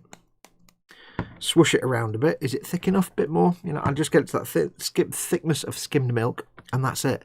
You always put the paint in. I'll start that again. You always put the thinner in first, though. Don't put the paint in the cup first and then try and thin it. You put the paint in first, it goes like that and blocks your end up, and the thinner can't get down there. So you start off with a big dot of thick paint, and that's going to gunk you up. So always put the thinner in first. Spray it through a little bit, just to get it going through. I need to clean that. And then I start adding your paint, but it's usually quite thick stuff. The Vallejo game colour is designed for brush painting, but you can still thin it and spray it. This is Vallejo game colour is basically their equivalent of Games Workshop paints. Before Games Workshop have got their current manufacturer, sorry about the camera there, their current manufacturer is based in China somewhere. Before that, they had a company here in Manchester in the UK making their paints for them. Between those two, they actually approached Vallejo about making the paints for them. They never went that way. They went with the company in China, but that paint range that Vallejo came up with became Vallejo game colour. So there's a lot of analogues between the Citadel and paints and Vallejo paints, but they make them. They're quite thick. They do the Vallejo model colours, which are their original paint range. These are quite thick. They're really thick and stodgy, and these are your proper traditional like military models, your 135th Armour type things. They're all like proper military colours, your desert tan, your Japanese Defence Force green, things like that. They're the proper real world military colours. There's a massive range of these. They're a bit thicker, you have to thin them a bit more, but they're brilliant for brush painting. They also have, I don't know if I've got any Vallejo Air. I don't think I have any Model Air, but Model Air are the same again. They're just a little bit thinner, and they're designed to be airbrushed, and you don't have to thin them quite as much.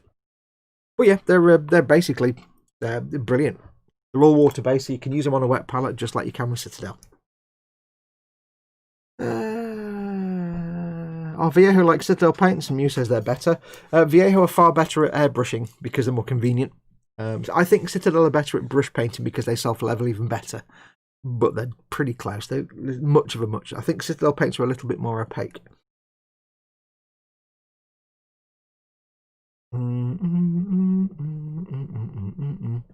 If Citadel paints came in dropper bottles, they'd be brilliant because you could airbrush them quite easily then. Anyway, let's crack on. So yes, we've got 2 bombs. The next step is to throw that across the desk. Of course, that's the first step. Next step is to sort out the rear gunner, and we're going to use the rear gunner from the plane that is the which one?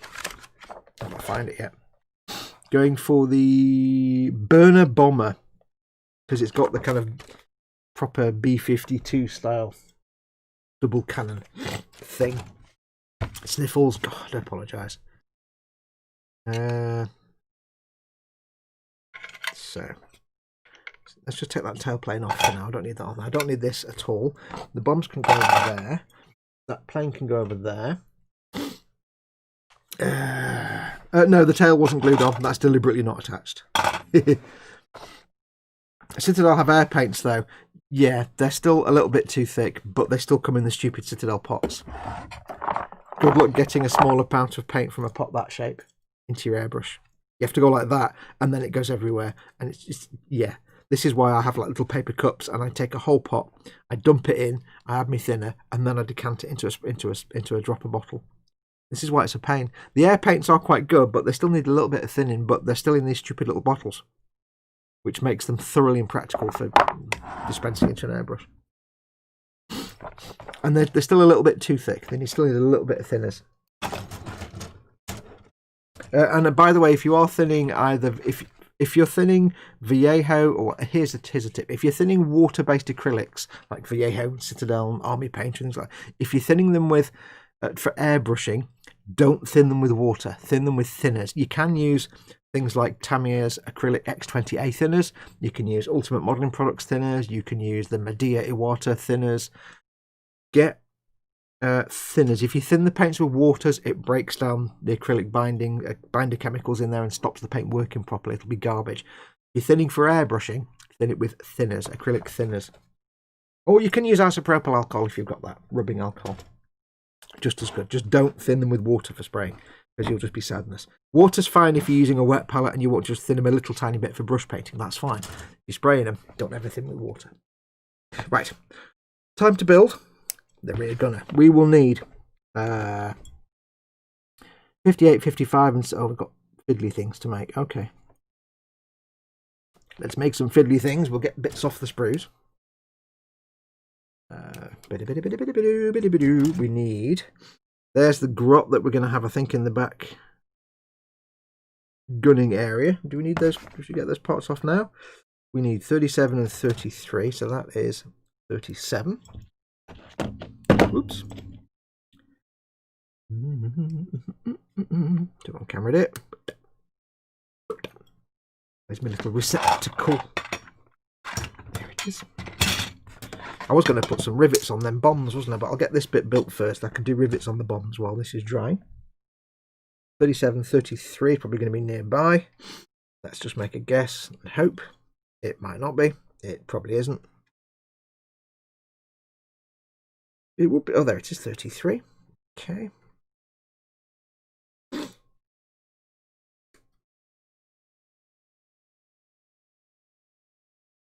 I mean, if you are going to be airbrushing, well, whether you're going to be airbrushing, if you intend on doing some airbrushing, it makes a lot more sense to get yourself a paint that you can airbrush and brush paint.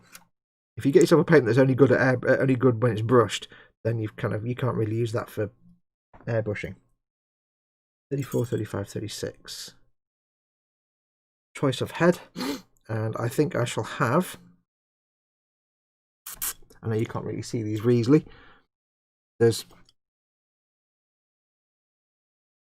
can't quite tell what his hat's doing there. There's one with like a sort of peaked cap, but it's not really a peaked cap. I can't really figure out, so I'm not going to do that one. There's one with a flying helmet and goggles, and there's one with a sort of cyber head. I'm going to go for the flying helmet and goggles because of course I am. I'm quite surprised how big his head is for a grot. We need 57 and 58. Actually quite big.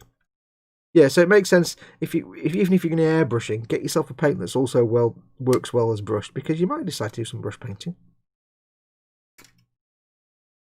And that's what I'm saying. For me, Citadel are the best ones to brush. Vallejo are the best ones. Oops, sorry, knocking the camera. The best ones to airbrush. But both. Well, yeah, but Citadel. If you get Citadel, you can brush them nicely, but you'll struggle to airbrush them. If you get Vallejo, you can do both. I'm not talking very well, so I'm having trouble with the words today. 55 and 56. I really am. I'm struggling with the words. 55 and 56. I'm struggling with the wording. Wording's hard. I like shopping.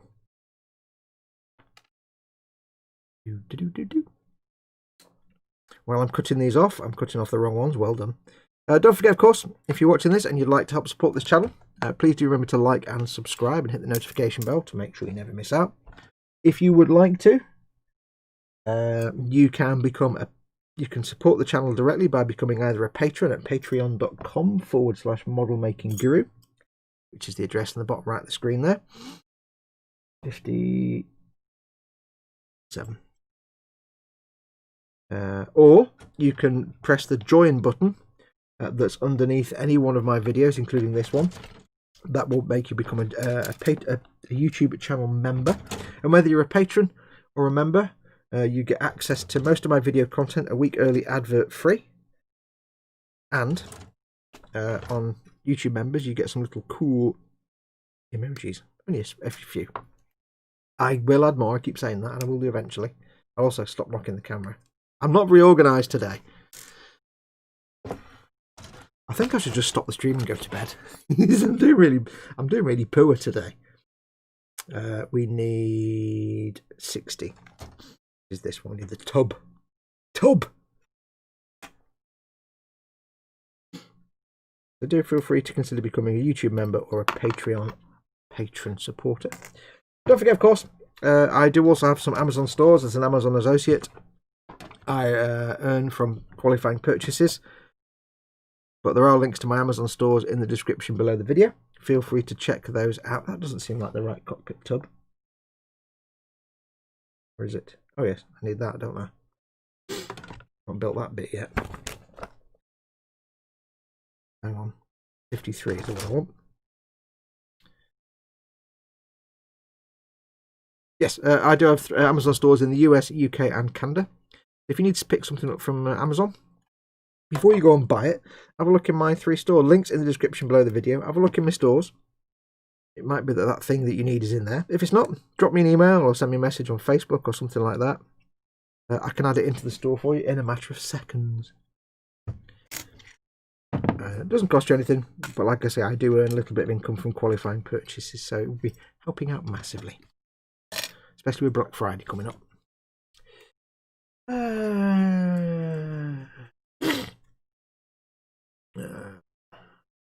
I use distilled water to thin it for brushing, says Scale Model News. Yep, can do. I've just got wet palette, and if I just have just tap water for me with a wet palette with tap water, and I have a small cup of water nearby just in case. I tend to find for most Citadel paints the water in the palette's actually enough, but sometimes you want to do a glaze, use a bit more. But yeah, always thin airbrush for airbrushing with thinners, not water. And if you're making a wash, like to go on a model kit, again, use either thinners or a glaze medium. You can use water for certain effects. When I did a scum line on a submarine, I wanted to paint like a green scum line. I specifically thinned a Tamiya paint with water because I knew the kind of effect it would have, this kind of patchy, horrible coffee stain effect, but I actually wanted that specific effect. Normally you wouldn't thin it with water. But I've got like about 50 or 60 Tamiya paints. When I was organising my room here the other day, this weekend, going through all my Tamiya paints, because I need to make space for all the Citadel paints that Gary sent me. And I kind of realised I don't really use the Tamiya paints anymore. I've not used them properly in a long time. I thought, you know what, I'll just get rid of them. So I'm giving it away to my mate who can make use of them. Aside from occasionally I might do some airbrushing with one. Like if I need to base coat something in German grey or something like that, or a Gunpla when I wanted the paint to be durable. Because Tamiya paints are durable. They're lacquers technically, so they're more durable than acrylics, but I haven't used one in a long time. I just thought, you know what, I'll give them away. Buddy.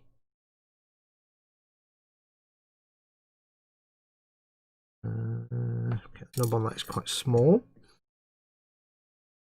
That can be clipped. We're just doing the little assembly here for the rear gunner, the bubble gunner. Bubble gun. I don't know if bubble gun is a real phrase, but I like to say it. He's in a little bubble at the back and he's got a gun, so he's the bubble gunner.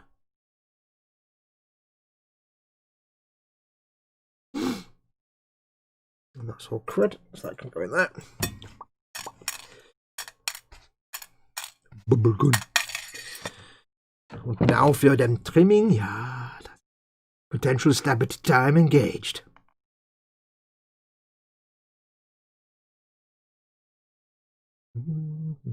Anyway, as always, don't forget that this is being one of my streams. My chat is always technically an AMA. I depend on you guys to give me stuff to talk about, even though I'm not doing a lot of interaction with chat today. I do apologise, I'm so focused on what I'm doing, and also trying not to die of sniffles and coughs. Yeah, do feel free to ask me anything in chat. If you want to catch my attention, as always, put your comment in capital letters, put your question in big caps, or use the super chat button, which is the little dollar symbol of the chat window, and that way I can't possibly miss your comment. And also don't forget to @ me, @ModelMakingGuru in the comment, and that way it highlights my name as well, so I can also have a chance, because I can't, that's just a blur at the moment, that chat there, just a blur to me with these lenses on, so you need to make sure your comment is standing out. But feel free to ask me anything, as long as it's not religion or politics. I'll happily take a stab of it if I can. It doesn't have to be about model making, it can be anything. It can be about me, or modelling, or cars, or pencils, or weasel manufacture, or anything you want. Doesn't matter. Just gives me something to talk about while I'm working. Oops. Oh, ping. Doodle-doo, doodle-doo-doo.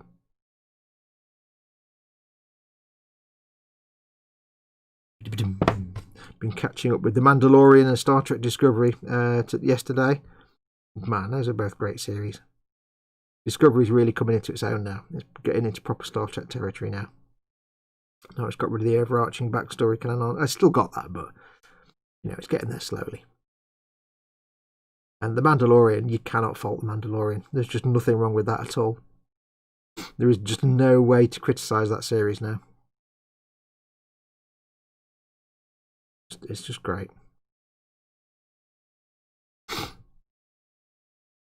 I won't give out any spoilers, don't worry.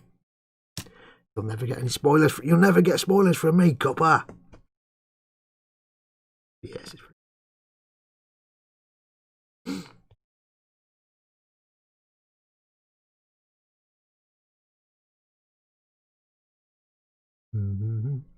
Yeah, Discovery. I'm enjoying Discovery, but I realised the other day the problem I have with Discovery is that I don't know any of the crew. Like, I know the base characters, but like, you know, DS9 or Next Gen or Voyager, you can name the crew, the main crew members. You know, person X is this station, and you know, person Y is the security officer, and person Z is and you know what people are and what they do, and the characters. But in Discovery, outside of, you know, Burnham and Saru and Tilly and Stamets, I've often struggled to remember the Doctor's name, but it's Culber. But outside of them, I've got no idea who the characters are. I kind of know the woman with the weird Cybertron thing on her head is Cybertronic stuff is that looks like a bit like a chav. Is a bit counsellor statey looking. She's the pilot. The woman that sits on her right, I don't know her name. Is it Owu, I think? I don't know her name really, but I don't know what she does. The people that man all the stations on the bridge, no idea what they do or who they are. And that's the problem. There's an ensemble cast, but most of them you don't know who they are. And you can't remember their names. Which detracts a bit. I do like it. I'm enjoying it. It's really good. It's just, I find myself not really attached to anybody. Really. I think I'm more attached to Grudge the cat than anybody else at the moment. Yeah. But I'm enjoying it. I've just stabbed my thumb. I'm enjoying it. It's good stuff, and I'm giving it a thumbs up. It's good fun to watch. It's just, yeah. Oh, I forgot Giorgio, didn't I? Giorgio stands out because Giorgio's a good character. But, you know, comparing it to, say, DS9, where every character had a purpose and you knew enough about them. Even like Morn, whose entire purpose, apart from one episode, was just to sit at the bar, had a depth to them, which there isn't really there in Discovery. They're all just different people, left, right, and centre, and you know some of them, but not all of them. It's like,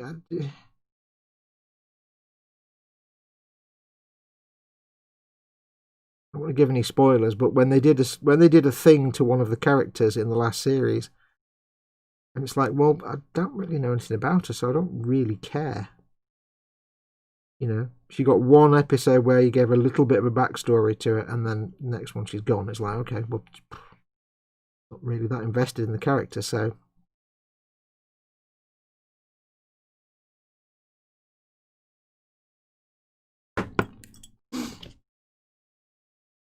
Just seems a shame, that's all. There's a lot of potential there.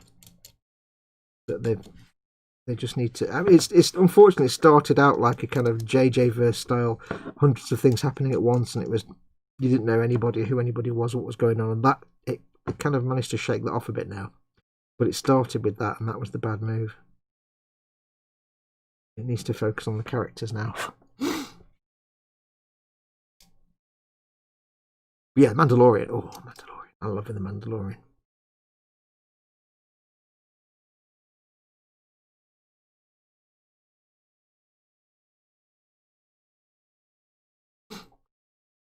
I will admit, though, when I watch The Mandalorian, I do have to then go off to the IO9 website and read their review of the episode to find out various bits that I hadn't picked up on, because so much of that is real deep lore. I'm like, oh, I don't know what that means. I'll read it and be like saying, they'll say, and then this happened, which is this person and means this. I'm like, I didn't even notice that happen. What? I miss so much.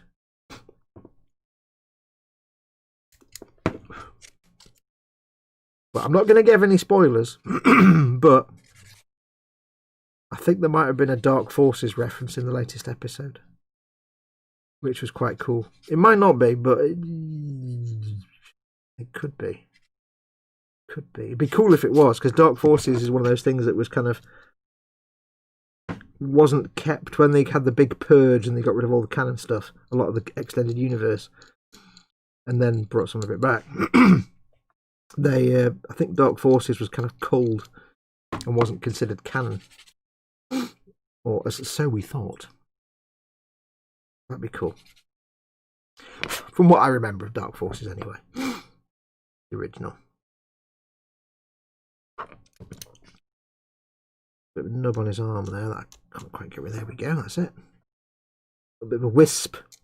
I'm trying to delicately get rid of this little nub on his arm that you're not actually going to see once he's ensconced in his little tub. What are we up to in chat? Oh, burpage. Timothy Calaco's in. Welcome, Timothy. I read I'll start again. I read mixed, mostly positive reviews about the Army Painter sets. I'm hoping it was worth $150 I spent on it. I think I've heard good things about them.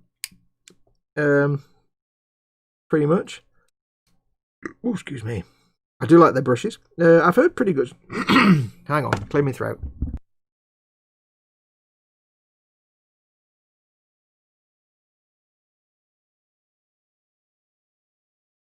There we go. I was going a bit gruff there. I've heard mostly good things about them. I think their paints can sometimes be a little bit transparent. You have to sort of build up the colour a little bit, but I've not heard anything pretty bad about them. Like, they're not as opaque as, say, GW paints, perhaps. But then, ways.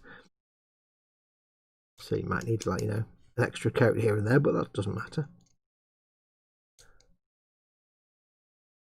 I'd rather be paints. I don't know where that sentence was going to go then. I kind of started a sentence without actually knowing what I intended to say during the sentence. Never mind.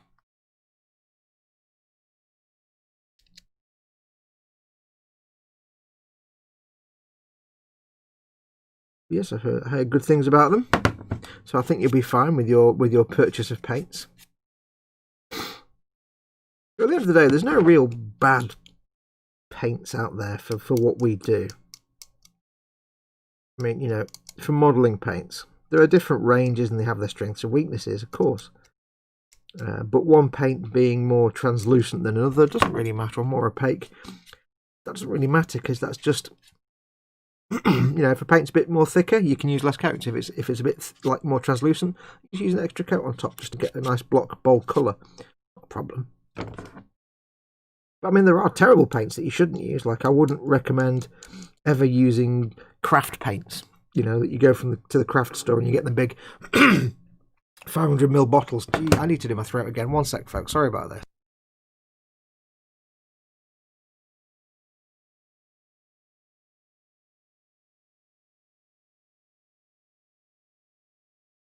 Right, a good gargle that time. Yeah, don't go to the craft store and buy like the squishy plastic bottles of craft paints, because they're usually very low quality pigments and horribly streaky and nasty and horrible. I don't recommend that. But then they're not paints specifically designed for model making, so you know, you pays your money, makes your choice, but you get what you pay for. I see people that they go and they say, well, I'm a bit stuck on cash, so I'll buy these craft paints instead, but what they end up with is a terrible paint job. It's not really worth it, because then you spend all that money, you know, if money's tight and you go cheap on the paints, you spent all that money on a model that you've now ruined with cheap paints. So, yeah, I wouldn't recommend it. But yeah, model making paints, you can't really go wrong. There's no real truly bad paints out there. There's different paints with different strengths and weaknesses. Like I say, Tamiya paints, you wouldn't try and brush paint with them because it'd be awful. But they're great airbrush paints. They're designed for that. And they're also closer to lacquer, so they're a lot more durable than acrylics. Ammo paints. I often recommend against ammo paints for people who aren't experienced at airbrushing. Because they are so finicky to get exactly right. They need to be used exactly in exactly the right way. Otherwise, you get orange peel and shiny. Your matte colours come out shiny, and not particularly great. And that's purely because of the way they're designed. So they're not bad. They're just not really suited for beginners, because a beginner airbrusher won't necessarily be able to get the best results out of them. And they're not great at They're not great for brush painting, because they're more kind of aimed at airbrushing. You can brush paint with them, but you get the same kind of issues as if you airbrush them too thickly. They go a bit orange peely or shiny sometimes. But again, it doesn't mean they're bad. It just means they're not suited to, you know, beginner painters. Yeah, don't use craft paints. Oh dear Lord. I know you see things like Adam Savage painting a thing and he's doing a one-day build and he gets some crappy craft paint on there and stuff and blaps it all over, and you know, that's that's fine. He's even readily admitted himself that, you know, he comes from the ILM school of model making, where it's do it fast and cheap and make sure it looks good on the screen, and that's it. Where you can get away with that kind of thing, because those things they built aren't designed to last for years. They're designed to be filmed and then forgotten about. And they're designed to be cheap and easily used. So yeah, you can use them, but you're not going to get the best results. They're usually very low grade, low quality pigments. When you thin them down and try and brush them, you'll get coffee stain effect, and you'll get tide marks, and you'll get particly bittiness. It's just, they're not designed for miniature work.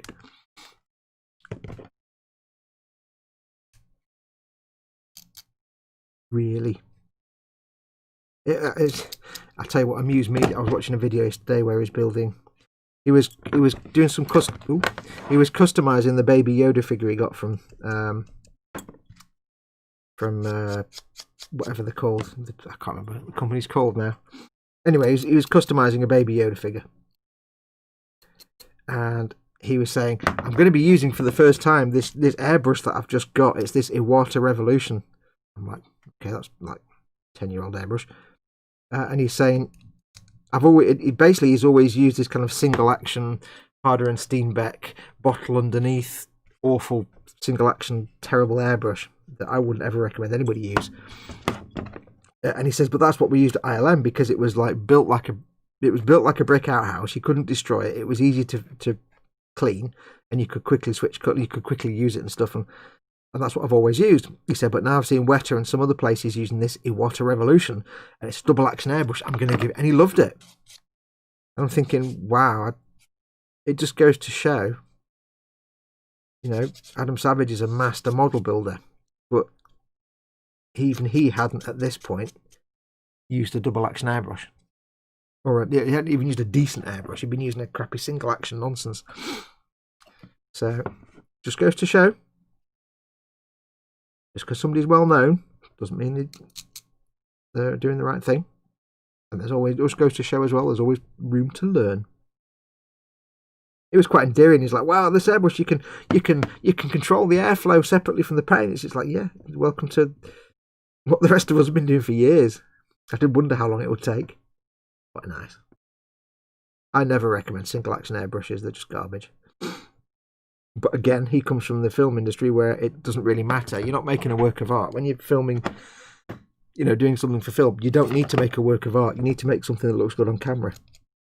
That's it. And do it quickly and cheaply, thank you very much. You're not making a museum exhibit.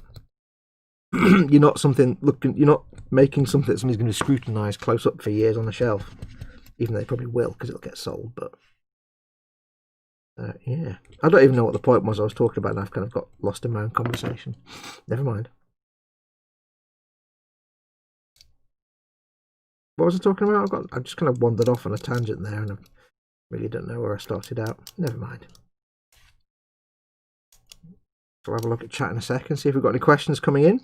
Again, ask me anything. No religion, no politics, but other than that, I'll treat it as fair game. I'll either answer it or I won't.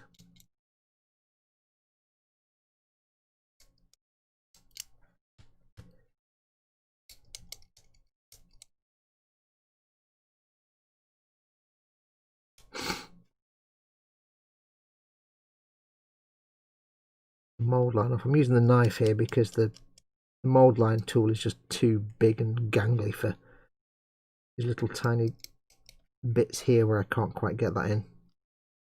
Knife blade. I don't like using the knife blade, but sometimes there is no choice. You must do what you have to do in the interest of science. I'm really hungry. I mean, I'm always really hungry.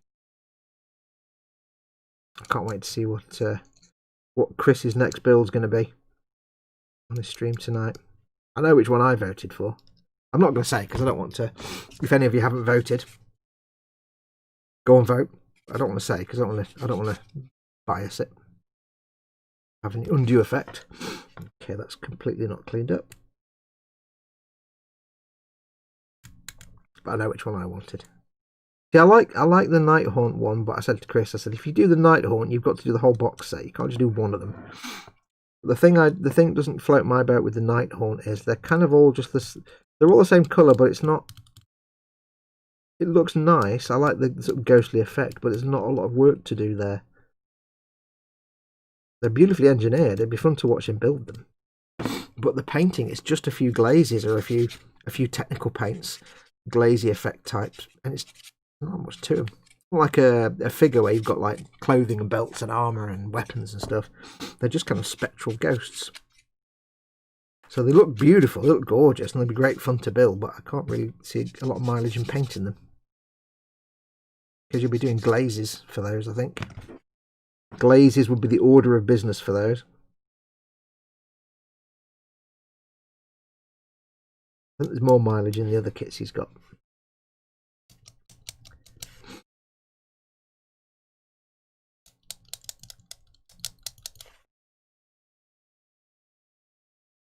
But yeah, you'd have to do the whole box for those Night Haunt. You can't just do one or two of them.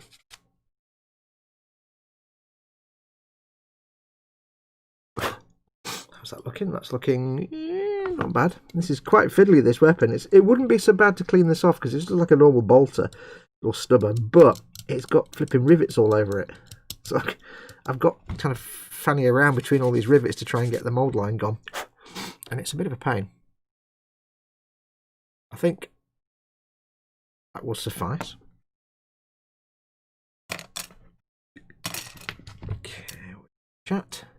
Army painter is good, just expensive, says Muse. A little goes a long way, just like Viejo. Most important thing about a good paint is the amount of pigment.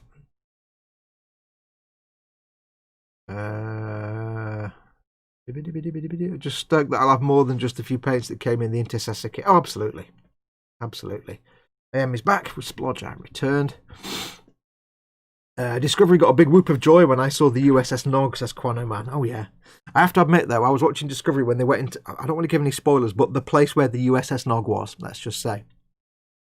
I saw it and I was like, that's really underwhelming. It's just mostly black and some blurs. But I'm watching like a not official stream of it, let's say. And of course, when I watched a clip of the actual proper, I'm like, okay, no, that looks quite impressive.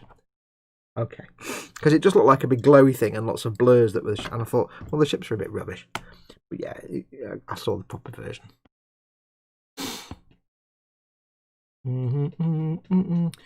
So when they get here, eventually, should I leave the legs off the Skitarii until I paint the inside of the cloak? Absolutely. When you build your Skitarii, build the chest and arms and head and everything, and build. You can glue the legs to the base if you want to do that. You can attach the legs to the base. So build the crotch down and have that separate to the torso up. Paint them separately, and then you can glue them together. Just make sure there's no glue on the little bulb in the middle where they go together. I've got some Skitarii in my box, all fully painted up. But yeah, don't glue them together. Otherwise, you'll never get around the back of the cloak of the coat. I find it easier to glue them on the base. So glue the feet onto the base and mount them properly on the base. You can paint them. And what you'll need to do with the feet, if you've got them on a base, you can just use like any kind of. I use the Citadel grit, but you can just paint them with some blue tack. You can easily paint that. With the torso, what I did was I drilled a small hole in the torso.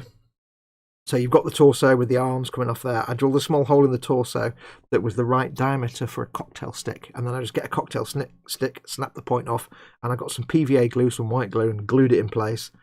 Then I can paint the figure, and when it's finished, I just pull the stick out, twist it, and pull it. Or you can use CA glue if you want a little touch of it, just to glue it onto a stick so you can hold the stick. And I actually mounted, what I tend to do is I've got some champagne corks that I've got a plastic base, or wine bottle corks. I mount the stick into the cork and jam it in there, and then glue the tip of the stick into the hole that I've drilled into the figure, into the middle bit, and then I can hold the cork and paint the figure. You want to avoid holding the figure while you're painting it, and normally that's why you glue them to a base, so you can have the base in your hand or have something to grip the base and paint it. But if you mount them to a stick or something, just get a load of corks or something like that, or you know, however you want to do it, but just mount them on something so you're not handling the figure that you're painting. But yes, keep them separate and stick them together.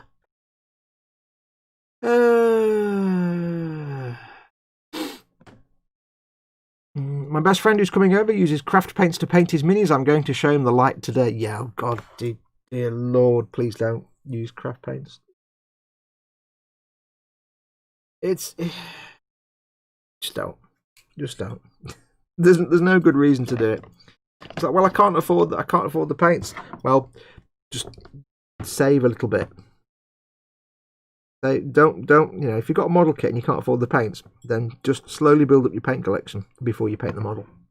It's like I said before, if money's tight and you buy a model kit and then you ruin it with craft paints because they're cheaper, you've just wasted all the money you spent on that model. And if money's tight, that's not something you want to be doing. Why not get the model and then slowly build up your paint set collection? Just get the paints you need to start with for that build. If it means you get them over time and slow, that's fine. And just wait until you've got all the paints you need, and then you can paint it better. And then you go to the next kit, you've got those paints there, and you can work from that and start slowly building your collection out.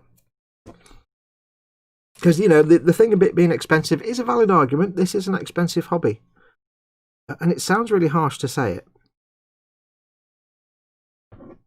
But it's often the argument you get when people say, well, I buy remolds because the actual real kits are really expensive. It's like, well, you need to go and get a different hobby. Because if your only option is, you know, steel or buy the real kit, then you've chosen steel, which means you're in the wrong hobby. Now, in that situation, it's too expensive. It's not a valid argument. It's a feeble argument for theft. But if it's, you know, I buy the cheaper paints because I can't afford expensive paints and things like that, then that's a valid argument. It's, you know, something you can't dismiss. It is an expensive hobby. But if your resources are limited, it's worth the wait. Slowly build up your equipment and tools. Don't feel compelled to get a model kit and do it there and then with the cheapest things you can find to fit around your budget. Get the kit and then just slowly build up your paints. Because it's more of a sadness to have limited funds and waste it on a kit that you're going to do badly than it is to have limited funds and slowly work on a kit until you have all the paints. Because you can still build the kit first. You can get the kit and build it, and while you're building it, you can be saving up for your paints. Or, you know, if there's nothing, say, for example, if money's tight, and, you know, money is tight. I know money's tight right now. I believe what I'm living off. If money is tight, then you can be a little bit tactical. If it's going to take you a while to build up a collection of paints, you can look at kits that you could paint with a small number of colours. Like, don't start off with a kit that requires like 30 different colours. You know, you wouldn't suddenly... I'm going to start painting, but it's really expensive, so my first kit's going to be the Lord of Change that needs like 1,000 different colours. Or, you know, something like that. You'd start off with something that you don't think is going to need a lot of colours. Like if it's Warhammer stuff, you might think, you know what, I'll get a Rhino because that needs like a handful of colours. It's not that many colours. Or I'll get some Space Marines because there's only a small number of colours there. And then, you know, you build those and you paint them, and over time you can, as you start to build your paint collection, you can start branching out into models that are more colour intensive. You don't have to buy, you know, the big thing that needs 35 paints right out the bat. And while you're doing that, of course, you're probably paying less for the models because of the smaller ones, and you're getting experience in painting. Like, if you want, probably one of the simplest paint jobs is probably something like a Rhino or an Imperial Knight. As an Imperial Knight, you can paint with, like, I don't know, 5 colours, maybe. You've got... Let's quickly, well, tell you what I need to, before I do that, I need to go for a great big wee. Let me go for a wee, and when we come back, we'll put up a fantasy football paint list for an Imperial Knight. I'm going to go for a wee first, though. Let me do that. I shall be back in a moment.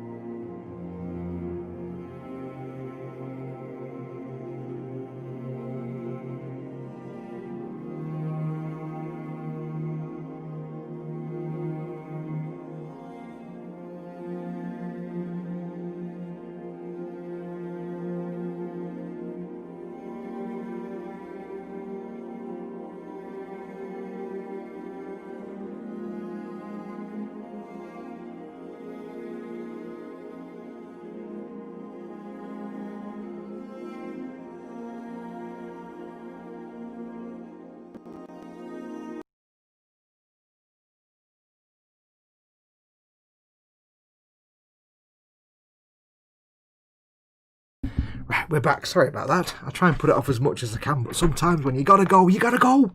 Right. Quick rearranges desk. Christopher. I'm off to cook dinner. Doubt he will miss me, says Chris at Gross Models. I miss you already. Come back. Cooking dinner. I'm going to go microwave a breakfast burrito and grab a beer because I'm an adult and I'm allowed to drink at 9 AM, says Timothy. Go for it. hides all of Foxy's things and kidnaps the bird. No. No. Guthorm cannot be kidnapped. Guthorm just becomes non-corporeal when needed, in moments of requirement to be safe. Right, where were we? Oh, yes, so, yeah, let's do an imaginary thing. Just as an example of what I was saying, which is you don't need to go out and buy the big expensive model and get 1 million paints when you start out, if money's tight. Because money's tight for all of us right now. But there is a kind of pressure on people to just get the big thing and have all the different paints and so on and so on. You don't have to do that. Now, I will use an example of an expensive kit. We'll use an Imperial Knight, because that isn't expensive. It's 90 quid. But let's use that as an example, because it's the kind of kit that you think is going to be expensive to paint. But it's not, because you don't have to do a lot. You build your Imperial Knight. And let's just say you're not going to build it as a specific particular knight house. You're just building it for fun or whatever. Now, you might think there's lots of paints involved, but there's not. If I try and put together right now a bare bones paint list, we use Citadel paints, but bare bones paint list, absolute minimum you would need. Let's have a think. So, you've got your Imperial Knight, you've got the kit, you're building it up. You're going to need the first two things you want to get, or you can get by with just 2 shades. Agrax Earthshade, assuming you want to just use Citadel products. Agrax Earthshade and Norm Oil. That's a good start. So you've got 2 shades there. That's going to be for a combination of your inner frame parts, if you want to call them that, you know, the oily look, and also Agrax Earthshade for more sort of dirt and grime, that kind of thing. So you've got 2 shades. That'll cover all eventualities. Why is my fan running? Let me just check what's running on my computer.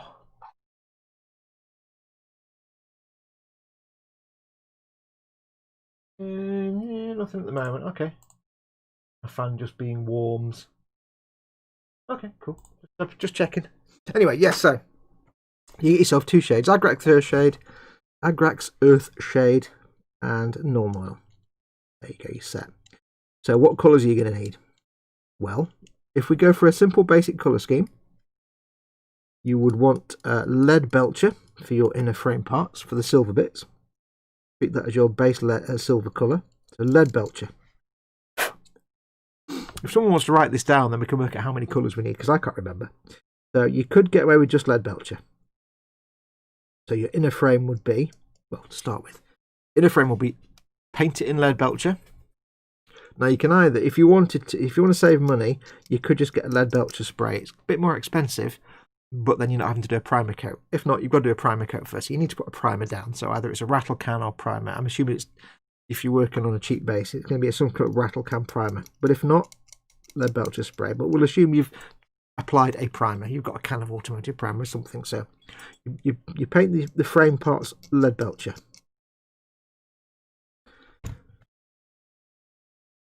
You then do a couple of washes of Norm Oil over all the frame. Make it look nice and dirty. Now remember, we're saving money here, so you don't need to buy Necron compound. You could just dry brush over that now with more lead belcher, and that will bring back the highlight areas from the recesses. So you've only used 2 colours, lead belcher and Norm Oil. Lead belcher, a couple of coats of Norm Oil, and then dry brush with lead belcher. Once you've done that, you could get another colour. You might want to do like a, let's say we do a sort of brassy or bronzy colour. So you might use, it depends on what colour you want. If you want like a brassy colour, you could use something like Brass Scorpion, or you could use, I forgot the name of it. There's a Warp Block, no, Warp Block Bronze is a bit dark. Let's say Brass Scorpion, because I can't remember what the actual colour I used on mine was, but a bronzy brass colour. So you've got that bronze, Warp Block Bronze, that's it. I think, no, maybe not Warp Block Bronze. So yes. So therefore, then you paint various details just to give them accent points. So we're going a bit extravagant. So you've got lead belcher, a couple of coats of Norm Oil, dry brush with lead belcher, Some of the bronzy details you've got. So that's another paint. Let's say Sycorax bronze. That's good colour. Sycorax bronze. And then you can dry brush over those with the lead belcher again if you wanted to, very, very lightly. But give them a coat of Agrax Earthshade first. So lead belcher, Nuln Oil, bronze details. Changing it now. Change the order. Lead belcher, Nuln Oil. 2 coats of bronze colours. So Sycorax bronze, or your bronze colour of choice. Just do those bits with Agrax Earthshade to darken them down, and then dry brush all of it with lead belcher. There you go. Very gently. There you go. You've now done your inner frame, mostly. You've got lots of tubes and pipes.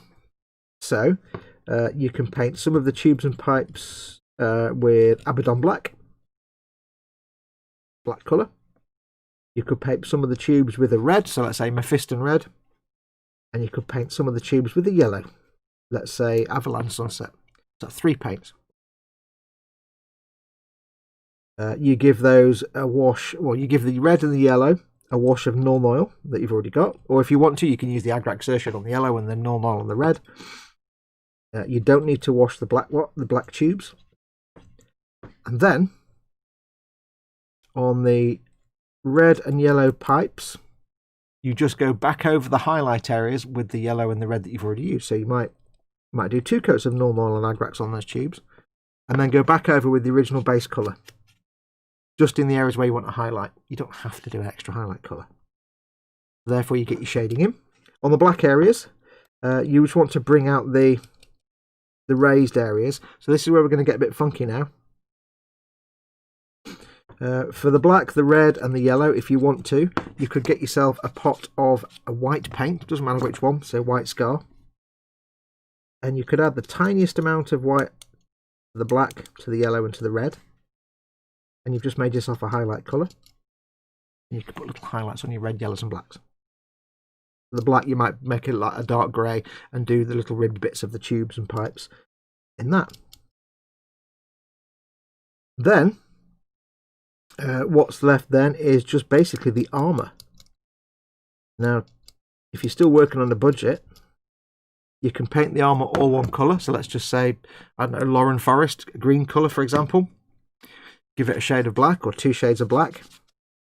And then you can dry brush over the Lauren Forest again in the centres of panels to bring it back from the darkness. And then if you want to make a highlight, like an edge highlight, you could add some of the white to the Lauren Forest, and that can be your edge highlight if you're doing that. Or you want to do paint chips. And then for the trim, you could either paint that lead belcher if you really want to save money and do a Nuln Oil wash, or you could get yourself some Retributor armour and paint that over, and then do an Agrax Earthshade wash over that to darken it down, and then go back with the Retributor armour on the edges to make it sparkle. And that would be it. That's all you need. And then maybe if you want some shiny bits on some of the lenses and things, maybe get yourself a little pot of the Hardcoat gloss varnish. But that's it. So you've got, what have we got? Lead belcher, Nuln Oil, Agrax Earthshade, a bronze colour, let's say Sycorax bronze. You've got Mephiston red, Avalanche Sunset, Abaddon black, a white colour, let's say white scar, Lauren Forest for your green, and a pot of Hardcoat gloss. That's it.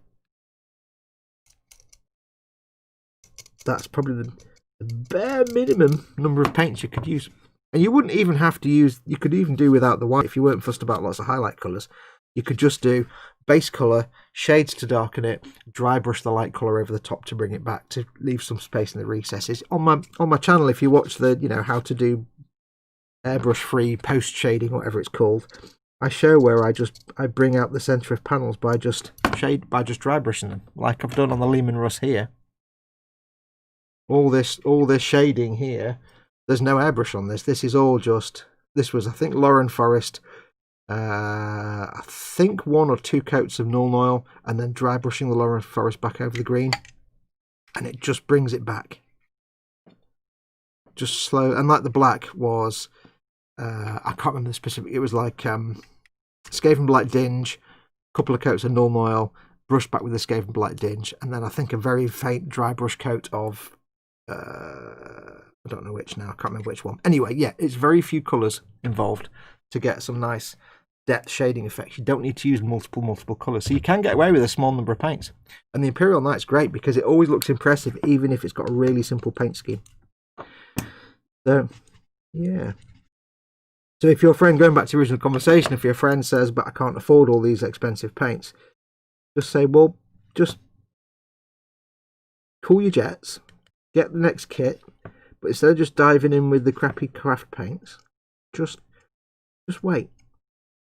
If you can afford to get yourself a couple of paints to start with, do that. Or if not, just get the kit built, and while you're waiting to paint it, slowly as you can afford them, get yourself some paints, as you Citadel or Vallejo or whatever, get yourself some decent proper modelling paints, and just start building up a collection. Maybe make the next kit something that you can paint with a simple paint scheme and get used to it. Like I say, like a knight, or if your knight's too expensive kit, something like a rhino.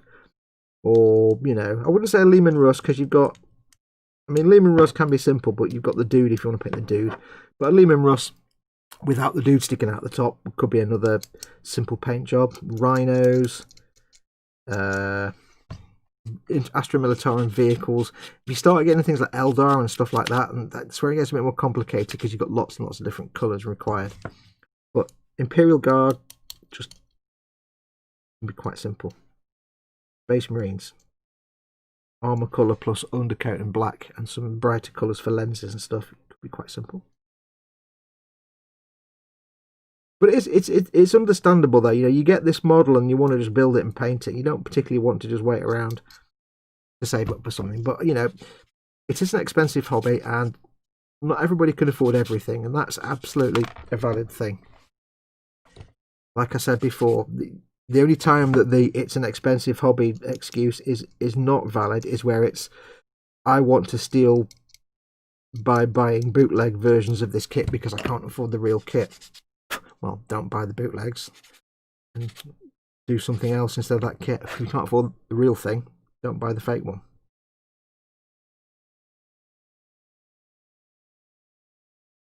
But yeah, absolutely valid argument. It is an expensive hobby. And those of us who are able to take part in it are very, very lucky. But there are times when you just have to say, well, I can't afford that, and I'm going to have to wait. Because like I said before, the worst thing you can do is take what little money you have, spend it on a kit, and then destroy that kit with crappy paint. Because you may as well just flush that money down the toilet. So, not worth the sacrifice. Got a bit serious there. What were we doing in chat? No idea. Actually, I didn't go quite yes, but I am now, says Chris. I'm back, he said. Building a big death robot, 6 paints maximum, but you needed money first, lol. Yes, 1 minute 15 seconds and there's a hot breakfast burrito and a bottle of beer in front of me. Yes. Fox's computer is having a face melt. Lead Belcher works awesome for engine and chassis pieces, says Vam. Yeah, it's a really nice colour. Here's a handy tip for Lead Belcher as well, by the way. If you want to get some really shiny metallics going on, now when you're using like the Lead Belcher and other Citadel metallics, or any metallics, don't use your wet palette, because it makes a messier wet palette and it affects how the metallics dry. But here's a handy tip if you want really shiny Lead Belcher. Okay. Apply your first coat as normal, so you've got it on your piece of palette or whatever it is, and you've added a little tiny bit of water just to make it flow. You put that on as normal. Get that coat on. Get that 1 or 2 coats, however many you want to do. But then, what I find is, if you've got your coat on there, and it's looking like Lead Belcher, but it's a little bit particular, a little bit gritty and grainy.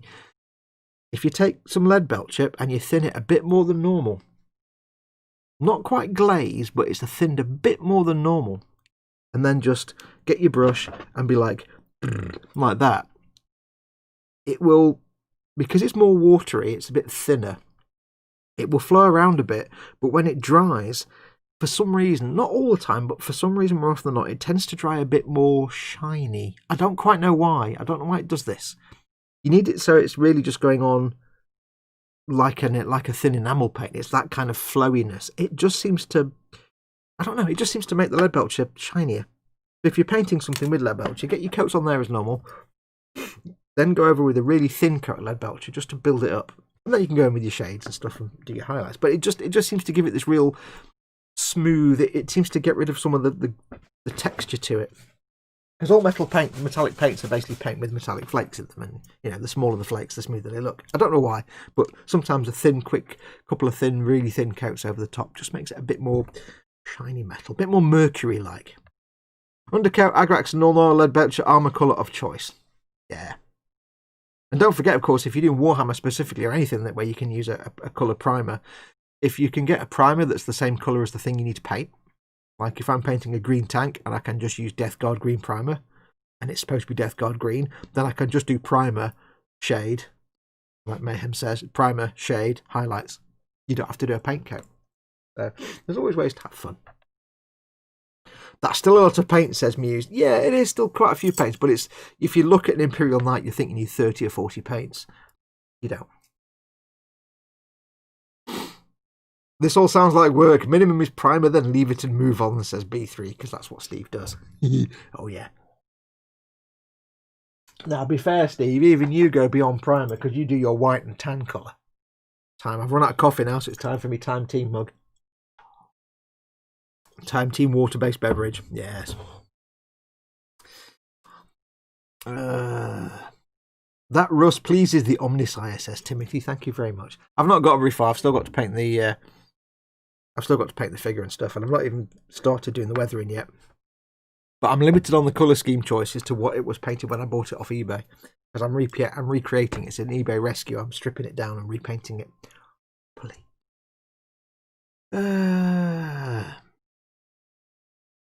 B3 says, here at Greeble Bash's B3 shipyards, we have the finest range of ships, mechs, and vehicles presented in perfect primer for you to add your own personal touches to. I like that. A bit like my land speeder that I need to do. Right, you know what time it is?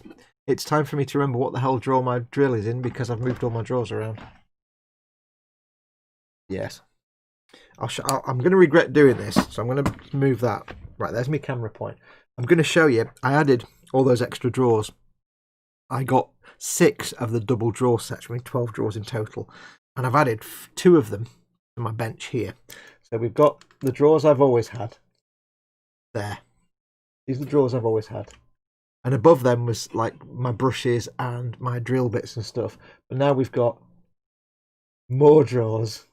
And then, you can't even see, I can't even go that far up. The drill bits and stuff up here and my brushes over here. So now it's even taller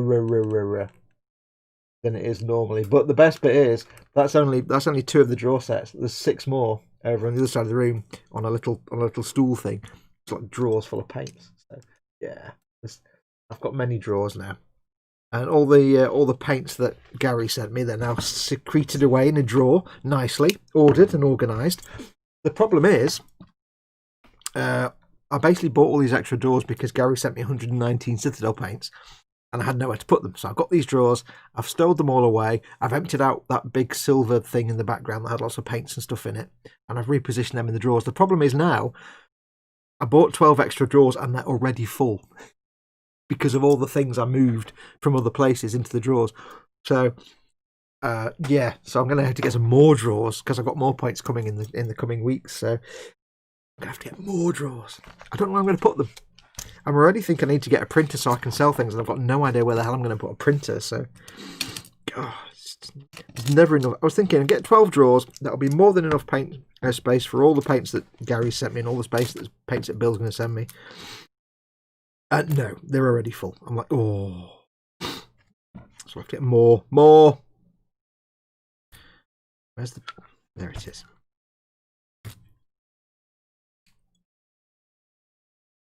But yes, I started building them, and I was being all good and building them properly with the wood glue. But by the time it got to the last 2 I was so thoroughly bored of building Hobby Zone drawers that I just got the super glue out. Paul said, why don't you just build them with super glue? So I just got the super glue out and built them with that. They might fall apart in a year. I do not know. Just find out. Right, let's drill these barrels out. Drill out the barrel. Try not to stab yourself. It'll stab myself. I don't normally mark the centre point here like this, but these barrels are quite small, and I don't quite trust myself not to screw it up. So I shall do my best to get them reasonably centred. Normally when I do this, the blade slips and stabs me in the finger. But not today. Not today. But yeah, just the last few days last few weeks I've been trying to do drill out barrels and stuff. I've been trying to do. That's not even English, folks. What the hell are you talking about? The last few weeks when I've been drilling out barrels, I've made pig's ears of them. I've lost the mojo. Mojo. I've lost the knack. So I've had to start marking them. Almost in the centre. Almost in the centre. This one, of course, will be not such as accurate. And this won't go as well. You watch. There's always one that's garbage. Yeah, so I'm like, oh, these extra drawers. Brilliant, brilliant. I've reorganised my stuff, moved them all around, and I've already got no drawers left. I'm like, oh. Because when you watch me do a live stream, behind me is that big metal thing with the drawers and shelves with the German writing all over it. And that's like it's like a toolbox for RC modelers. But it had loads of drawers and things. I had all my Tamiya paints in it and stuff, and which is great, except now it's full because all the stuff that was in the drawers I've moved into the drawers in the new drawers. But it used all my drawers. So I've got 12 drawers that I've just filled up. I need to buy like 4 or 5 more, but I don't know where I'm going to put them. I'll put them somewhere. But I don't know how tall I can build a stack of Hobby's own drawers. How far can I go before it just gets too risky? If I'm tempting fate, I do not know.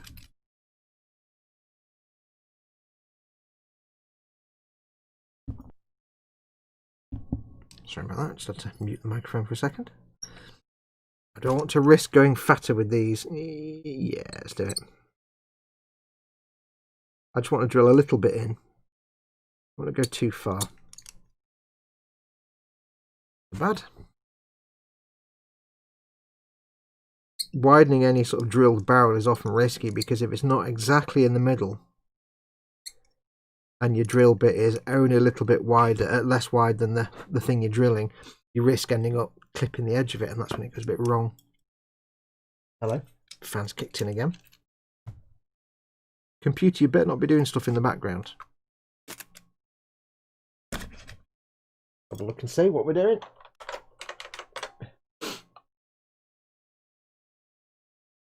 I see you there, popping something up CPU usage without telling me what it was. You're doing something. Yeah, it was doing something. When I went to Task Manager, it was like 85%. Oh no, 30% CPU. So it was doing something until I opened Task Manager. Windows does that. It does things sneakily in the background until you look. It's like Schrodinger's process, Schrodinger's app.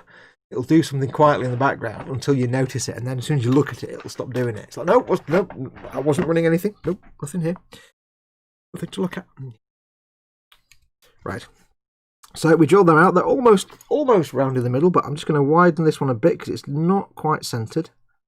I'm just going to widen it at the bottom just the tiniest amount, literally like 1, oops, or 2 scrapes. There you go. A little bit there. It's the easiest way to correct it. If it's just slightly off center, just carve the bit that's a bit thicker until it's the same thickness as the rest of the barrel. I'm not carving it all the way around, I'm just trimming the thick bit so it's a bit thinner. Then once you've done that, you know what I'm doing. Once you've done that, clean it up with a little bit of extra thin. Get the brush damp, not dripping wet. Run it around the inside.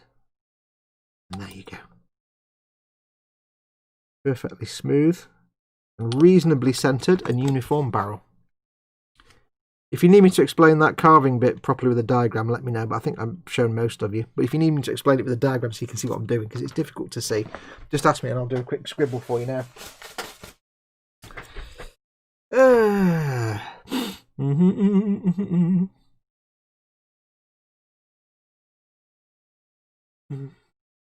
Foxy, I needs to be in your will, thank you, says Vamp. Why? What have I done? Oh, because, I don't know, why? Oh, because of all the stuff I've got in drawers. Drill out your barrel, says Mayhem.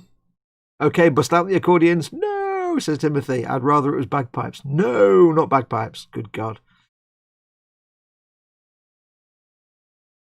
Ugh, cold coffee, be right back. I like cold coffee, but right now I've got none left, so it's time team water. Right, so we've done them. Yes, let me know if you need me to do a diagram to show you how that works. These are all now cleaned up, I think. So I think what we can do is we can assemble. Reorganers assemble. Yes. So basically, this, how does this go on now? This goes on here like that. That just sits there like that, you see, like that. Lovely. Lovely. We have him on the front. That sits there. No, it's all gone wrong. Come out now. That sits there like that. Fits beautifully because the gap round the edge is literally just a panel line. Because it's got rivets all that, so they just make it look like a panel line. You could, Airfix. It's hilarious. Hella. Why can't you do these things as well as this? This is a tiny company with one factory in a building. You've got massive multinational engine. Oh, you know. Airfix. Oh. Right, so we have to make the weapons now. So, we have these weapons that we've just glued things on. We need to assemble these thusly. Let me consult the leg end. That goes like that.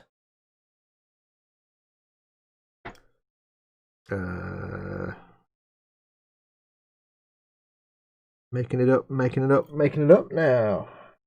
What bit that glues to? This glues to here. That glues on there like that. Okay, that slots in the back there. Yeah, and falls out. Yay! I think I need to glue this bit on the back first, just so I know where the... What does that glue to? The little chain of ammo goes on there. On the back there. Fan's going again. Right, what are you doing, computer? Oh, I wasn't fast enough again. Like a challenge to get to the list of things that are in operation before it hides one of them. Nothing. Okay. Nothing's freaking out right now. Okay. I know. Let's just ignore it. Maybe it's just maybe the fan's at normal speed and I'm just hearing it with it listening. I don't know. Right, let's get this together. I'm going to use not fast extra thin for this, but regular extra thin. I do like the fast setting stuff, but it seems to set, although it sets fast, it seems to take longer to fully cure, if that makes sense. These can go on. It allows the piece to go on together and hold its own weight quicker, but it's wibbly wobbly for longer. Like when I glued the iron sight on the front of the cockpit, it was wibbly wobbly for ages until it finally settled down and locked in place, and that was weird.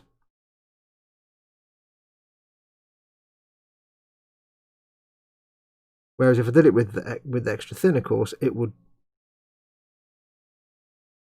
hold its own weight very fast. It would take a while to be able to support itself, but at the same time, it would be stuck in place and more rigid, more faster. This basically goes on this pintle. Oh, you see, that goes on there. Okay. And then the other go. Oh, I see. I get it now. This is going to be tricky, I think, because I haven't cleaned that up. Duh. This is going to be tricky, this one, because I want to be able to, like in the cockpit, I'd prefer to be able to have the gunner removable, and the guns. Now, guns need to glue together on either side of this pintle here. that, and then this one glues on like that there, and they go together like that. But the ammo belt that comes off them goes down into the floor of the thing down there, and then the guy sitting in there, and he be added after us. This is the important bit, you see, because he needs to go in afterwards, but I also need to be able to line up the gun with his arms on the triggers. I think I can get away with that. I think. I try not to think if I can avoid it, really, but you know, sometimes you don't have a lot of choice. I think what I can do is, again, keeping in mind you're not going to see a lot of this stuff because it's going to be in his cockpit and hidden away when he's in his little gunner's area. Get on!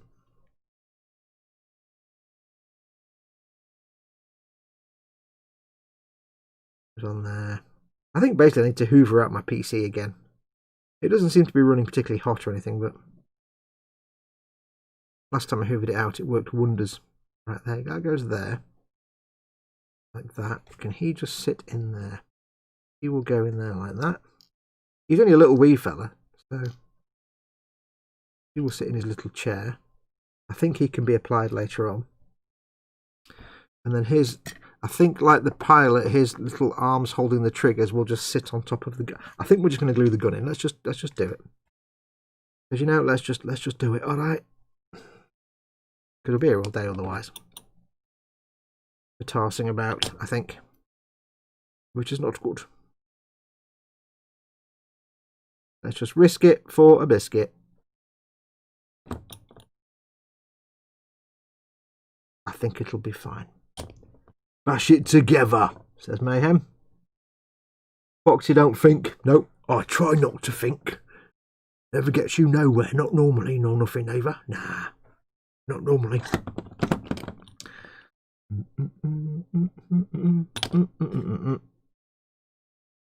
Making sure, of course, to make sure that the bullets on the belt of ammunition are pointing the right way.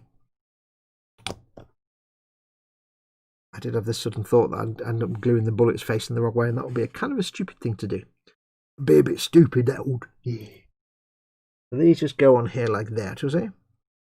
That needs to, basically this ammo belt I've just glued on needs to feed into that hole there, you see?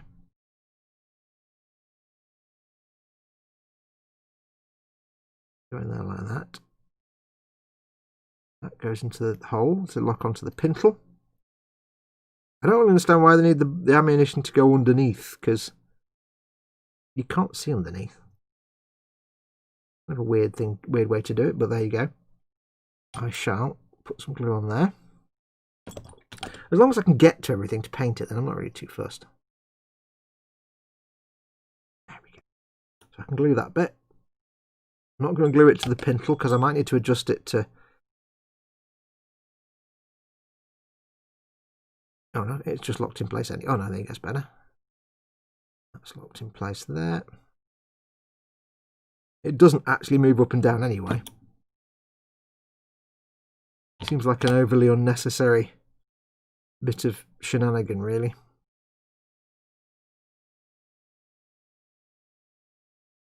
Weird. I don't really get the point of all these bits of extra. That just sits in there like that. And they'll never be seen ever again. So, I mean, you can see him from going down. Yeah, that kind of makes sense. And then what I can do is he goes in there like that. He will sit in there. A bit like the Ork pilot. Put that to one side. He should be able to just plonk in place. So, if I attach his head bonds. Head bonds.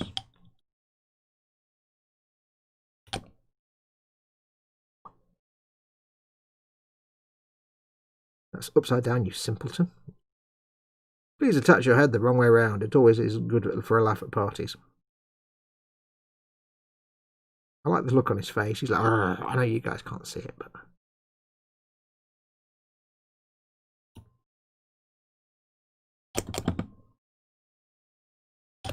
bit of excessive glue on there, but it holds his head in place. It's fine by me. His head seems a little large. It seems like an orc head. Sure, that's not the right head. Here's the right head. Seems like an exceptionally large head. He'll sit down there like that. I can get him in. That's fine.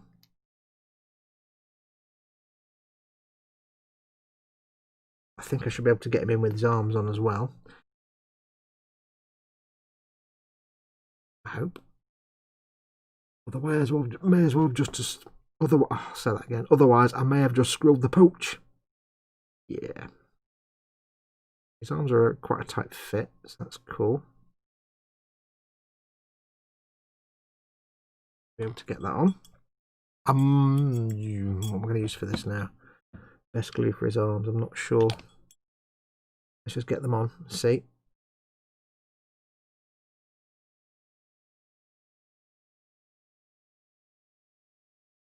Loosely. Apologies if you're having trouble seeing anything right now, but it's quite a tiny little figure. Got a lot of options for holding him.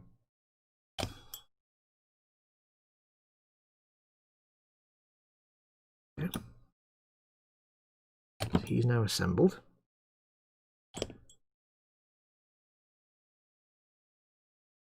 He can go on there, and he should, hopefully, dog willing, just plonk. There you go, perfect. Yeah, he sits in there like that. Can you see that?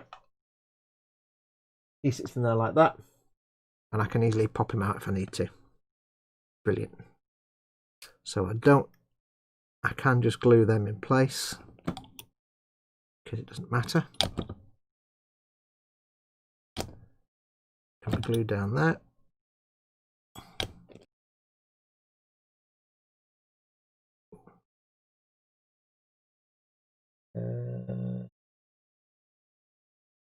Yeah, the canopy itself is just open topped, so I don't think there's a limit on where that needs to be. So there you go, that's on there. He's on there. He's assembled. He'll need to be painted separately. Again, like with the pilot, I'll have him removable so that he can easily be taken out for painting. This needs now to go in here. Like, very tight fit. Don't even need to glue that in, to be perfectly honest. Oh, burpage tachyons, hello. Oh, so what I could do, if I take those nubs out from inside there, which would be a really good thing to do. Yeah, I forgot there were nubs in there. Take them nubs out.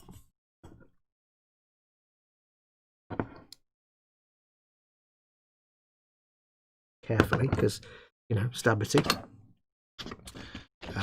Let me quickly sand that down. I don't care if this is a bit rough sanding, because you're never going to see this area. Doesn't matter what this looks like. Smooth, smooth. That goes in there like that. There, and you can rotatilate it round now. You have to make that noise. And do it on camera. Where's my camera? There it is. Is that in the middle? Yes, there we go. You can put him in. He can slide in there. He will be glued in at the end. For the moment, he can just be placed in there.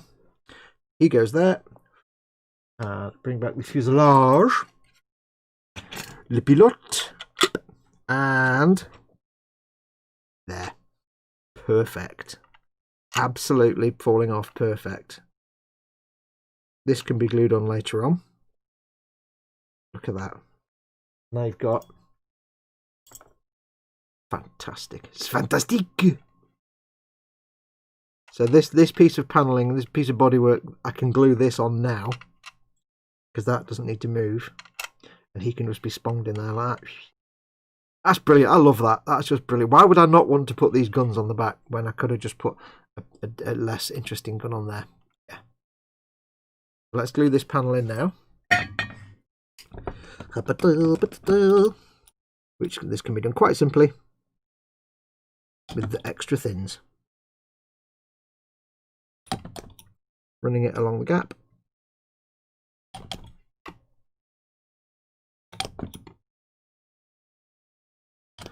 And done. Perfection. Don't need to do any filling or cleanup because it just looks like a panel line. Brilliant.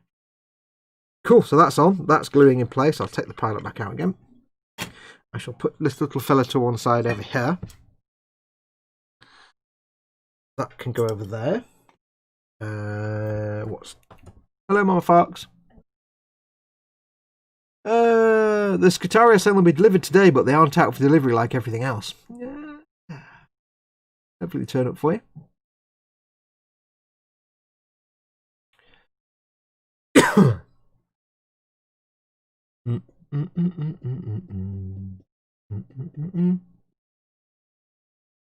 Everson and paints and everything else are on Amazon locker waiting, says Timothy, but not my brushes and Skitarii. Oh, you're doing Skitarii, are you? Skitarii are great fun. I did mine. I painted them. I made them green though, not red. I had a squad of 10 Skitarii and a Tech Priest Dominus. I don't know why I got them. I think I just got them because they look cool. And I probably won't use them in my army, but... And then my brother for Christmas, I think last year, got me a Tech Priest Dominus. Okay, so I've got another one now. Woo! But yeah, they're really good fun to paint. Again, it's not as simple, not as complicated as it looks. It's quite simple. It's like lots of lead belcher and bronze colours and null oil and agrax. And the most complex painting bit is the cloak or the coat or the cowl. Everything else is just lead belcher and null oil kind of stuff. It's the beauty of it. And that's why they call null oil and agrax earthshade and some of these shades liquid talent in a bottle, basically. Now, it's time für den Riveten gefahren. We've got 20 minutes. I need to replace some rivety goodness. We shall go for the 0.5 mils because these are big fat rivets on these bombs. I shall try and open this without it exploding.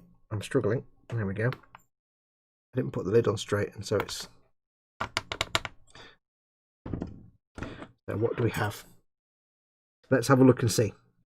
So we have, of course, there were no rivets around this central bit where there was a mould line, but I'm going to add some rivets to that. I'm going to add my own rivets. You're going to have to... Oh, look at this now. I exploded slightly. You're going to have to come down here, Khan. You're going to have to come down here. Rivet on.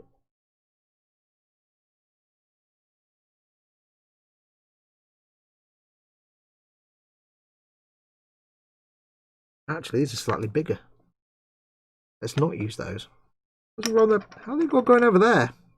I'm riveting everywhere. Oh, it's riveting, this is. Put that lid back on properly, Fox, this time. There we go. Right. Let's try the 0.25 instead, then. A bit more tricksy to get on. A bit more like the right size. So, and a rivet. Pick up and then drop.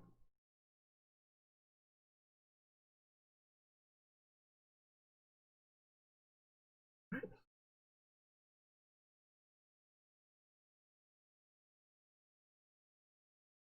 Now the other reason they didn't put rivets here is because you're going to have two rivets closer together than all the other rivets. But I don't mind.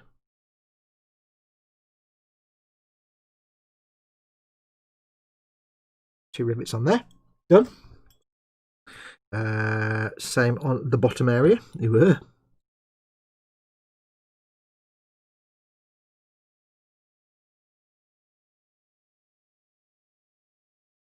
Plonk, and too much glue on there, I think. Got that splayed brush again going on with my glue. Most frustrating. Plonk.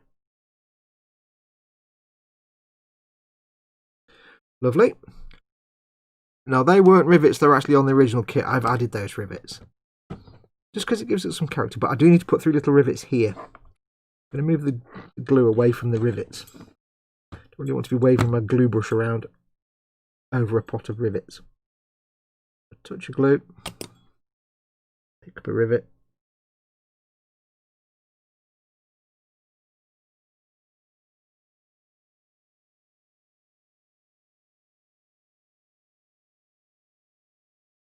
Now there is still a slight hint of where the original rivet was, so I can use that to line up, thankfully. Touch of glue, rivet, drop the rivet, find the rivet. Write the theme tune, sing the theme tune. Nobody outside the UK will get that.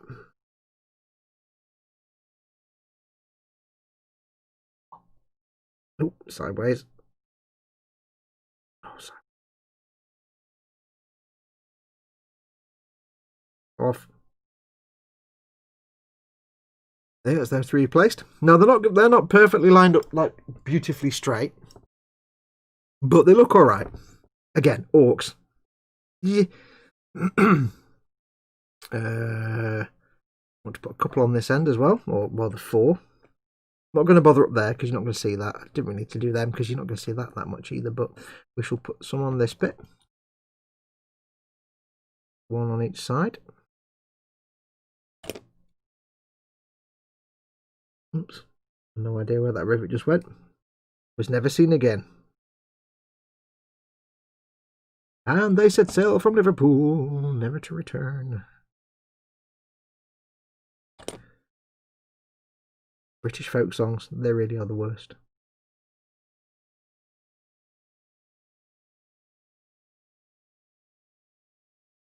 The Americans get country and western. I'm not a country and western fan, but I can appreciate country and western music. Like, you know, Americans get country and western. So many nations get really cool folk music. What do we get? We get some beardy old bloke with a Breton cap and an Aran sweater going, and they set sail from Liverpool, never to return. Sticking his finger in his ear. It's like, oh, is that what we get for folk songs? Wow. It's rubbish.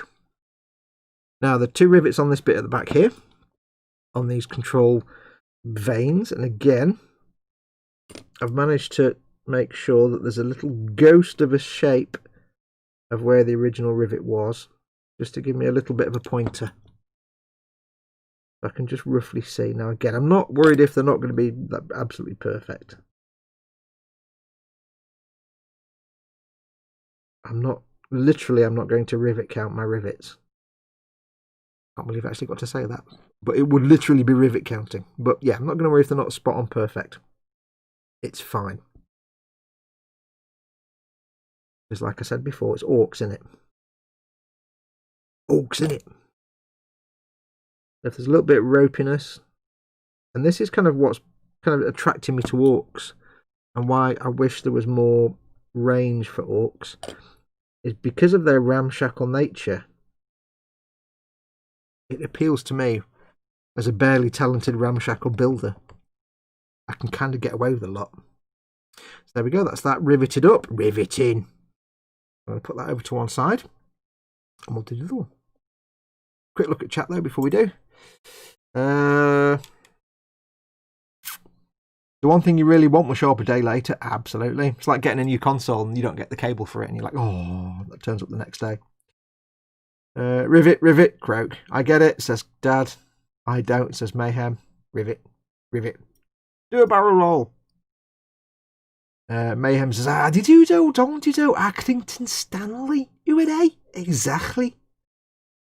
Just the one, Mrs. Wembley, just the one. Oh, 10 points, 10 points. And it's not quite, but, you know, almost. Well, it's too late now. I've chopped the top off a perfectly good ATCT model. I have to try and do something with it, says B3. You know you will. For you, there is no such thing as a perfectly good anything model, because you don't build something like it comes out of the box. If you build a Sherman tank, it's got hover plates on it or something. And that's why we love you, Steve.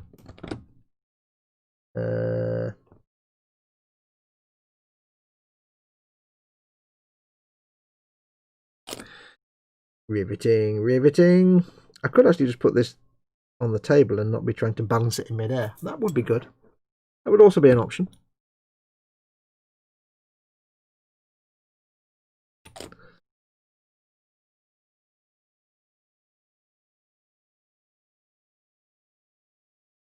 I'm looking at this bit here, this little round bit, which on a World War II bomb will be like a kind of the fuse type thing. And if you're outside the UK, this won't mean anything to you, but I'm getting massive flashbacks to being a small child. And mum and dad watching Danger UXB on the telly. Wow, that's going back. That's what, late 70s, early 80s? Too much glue. Danger UXB. Who remembers that?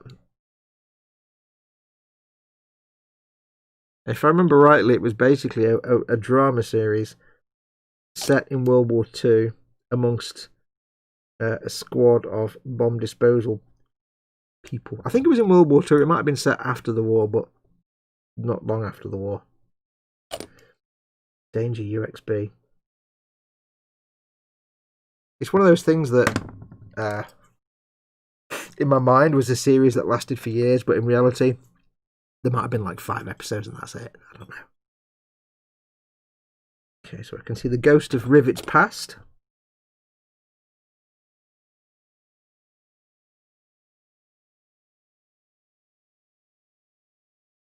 I really can't thank Kenneth enough for these rivets.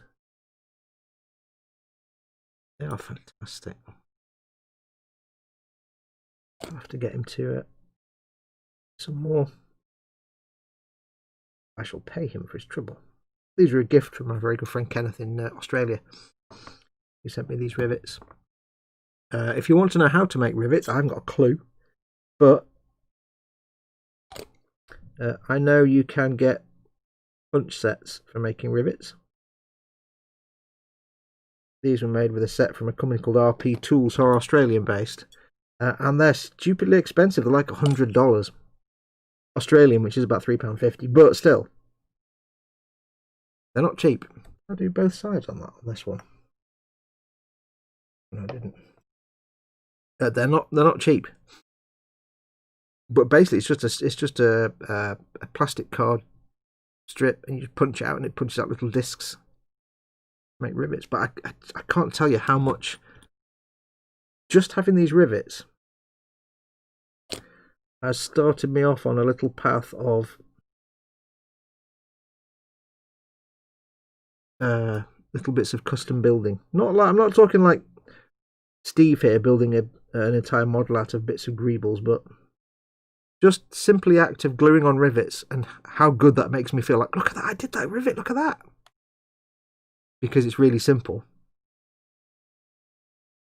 Gives me confidence, and I've been doing a lot more things with like plastic card recently. Simple little things. But, you know, a year ago I would never have thought of doing any kind of plastic card fudges and bodges on a live stream. But just from the little tiny confidence boost doing these rivets, which, like I say, is really simple procedure, and doesn't seem like much. But it just gives something to the model that wasn't there before, quite literally. Makes me feel great. So yeah. So to the point now when we start working on the tailplane for this thing, I'm not going to do it this week because we're going to run out of time now, but when I start working on the tailplane, the custom-made tailplane, if it works, we'll have great fun. Okay, Fox, you need to paint heads up on one bomb and other four... Hang on, let me start again.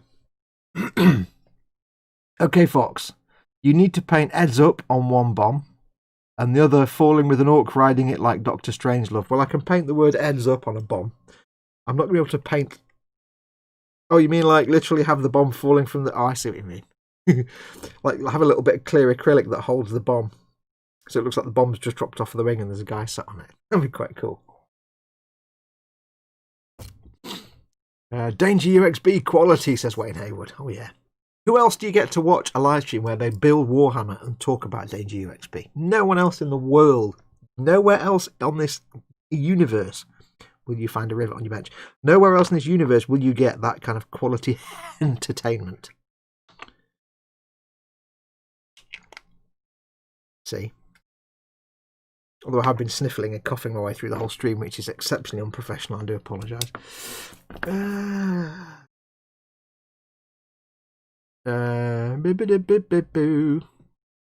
No, Andy, I'm doing something a bit more uplifting than a big gun because this is the way. Waving his hat and going, yeehaw! Kenneth spent a whole hangout punching out the rivets. Oh, bless him. Well, I mean, I keep telling him, but, you know, next time you see him, Dad, please do remind him that these are just, or how much I go on about these. Because every time I use these, I do go on about them, and I do thank him. I know he's not watching right now. He'd be fast asleep, but even, this is what I'm saying about, even, it's a simple process, but just something simple as that has given me a little boost in confidence to do more custom work. And that's why I can do things like, you know, I've been adding little plastic strips of rivets here to hide gaps, and I've just realised there's a bit here I've not cleaned up. Hang on. Whoa. There's a gap there I didn't clean up. I've put rivets on it and I've not actually cleaned up that little gap there. I have to be really careful now. I don't want to take my rivets off.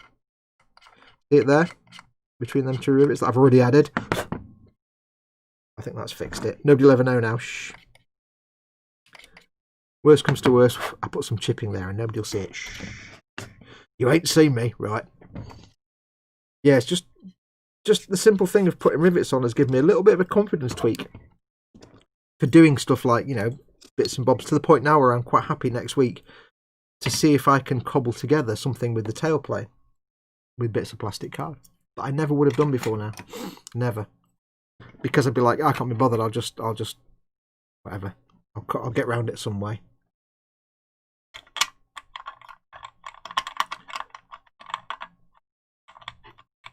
Your cockpit. A bloke goes in there like that, yeah, right. I have to hope now that the clear canopy isn't actually going to get fouled by those guns now. They've glued them into a position, a fixed position. There you go. That is where we're up to so far. I've got the back of the engine separate, of course, and I've got the air brake panels. They'll be painted up and placed separate because I want to paint these bits separately. I want to paint some of these wires and cables in a good way. On the box art, you just see these little pits here, just painted the base hull colour. But that's rubbish. I want to paint pipes and tubes. Pipes and tubes. Where are we? We're on camera. So that's where we're up to so far. So next week, we will... Where am I putting these now? The problem with these new drawers up here is I can't quite I'm having to like really reach up in the air to get to bits. When we crack on next week, I think we're basically done now. I'm not going to touch the canopies. They will stay bagged up in their little clear plastic bag, little zippy lock bag. They will not be touched until painting because they need to be masked off and painted. So they won't be touched. They'll be dipped first and then masked off and painted. So we're not going to touch those. But what's left now is technically nothing left to do on here apart from I need to cobble together an alternative tailplane and see if I can do it. It might not work, in which case it just gets this tailplane.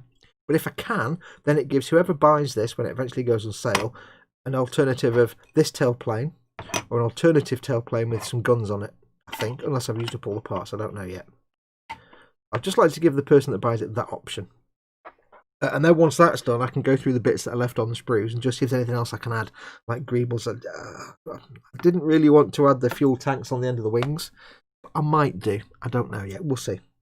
Because this is a real hybrid and hodgepodge of all the different plane types cobbled together. But intake. Oh, it's just trouser tent, that is. Every time you look at, on everything you look at, there's always some aspect of something you look at that's just that's just perfect and horny and I don't mean in a sexy way, I just mean in a perfect design. It's just everything right. It just looks and just air intake. Just look at it. Just look at it with all your eyes. Look at it. Was I going off microphone there as well? I do apologise. Yes.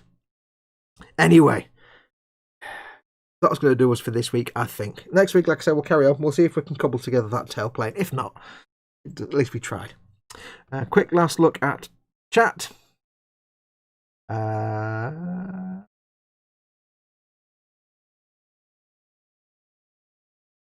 Doing a lot more things with plastic card, and you say you want to build a fox, says Mayhem. Yeah, all I'm doing is like strips, and I'm cutting strips and I'm sticking rivets, and I'm not getting creative. I've put belts around figures. If it involves cutting a strip and gluing it on, that's kind of about my level.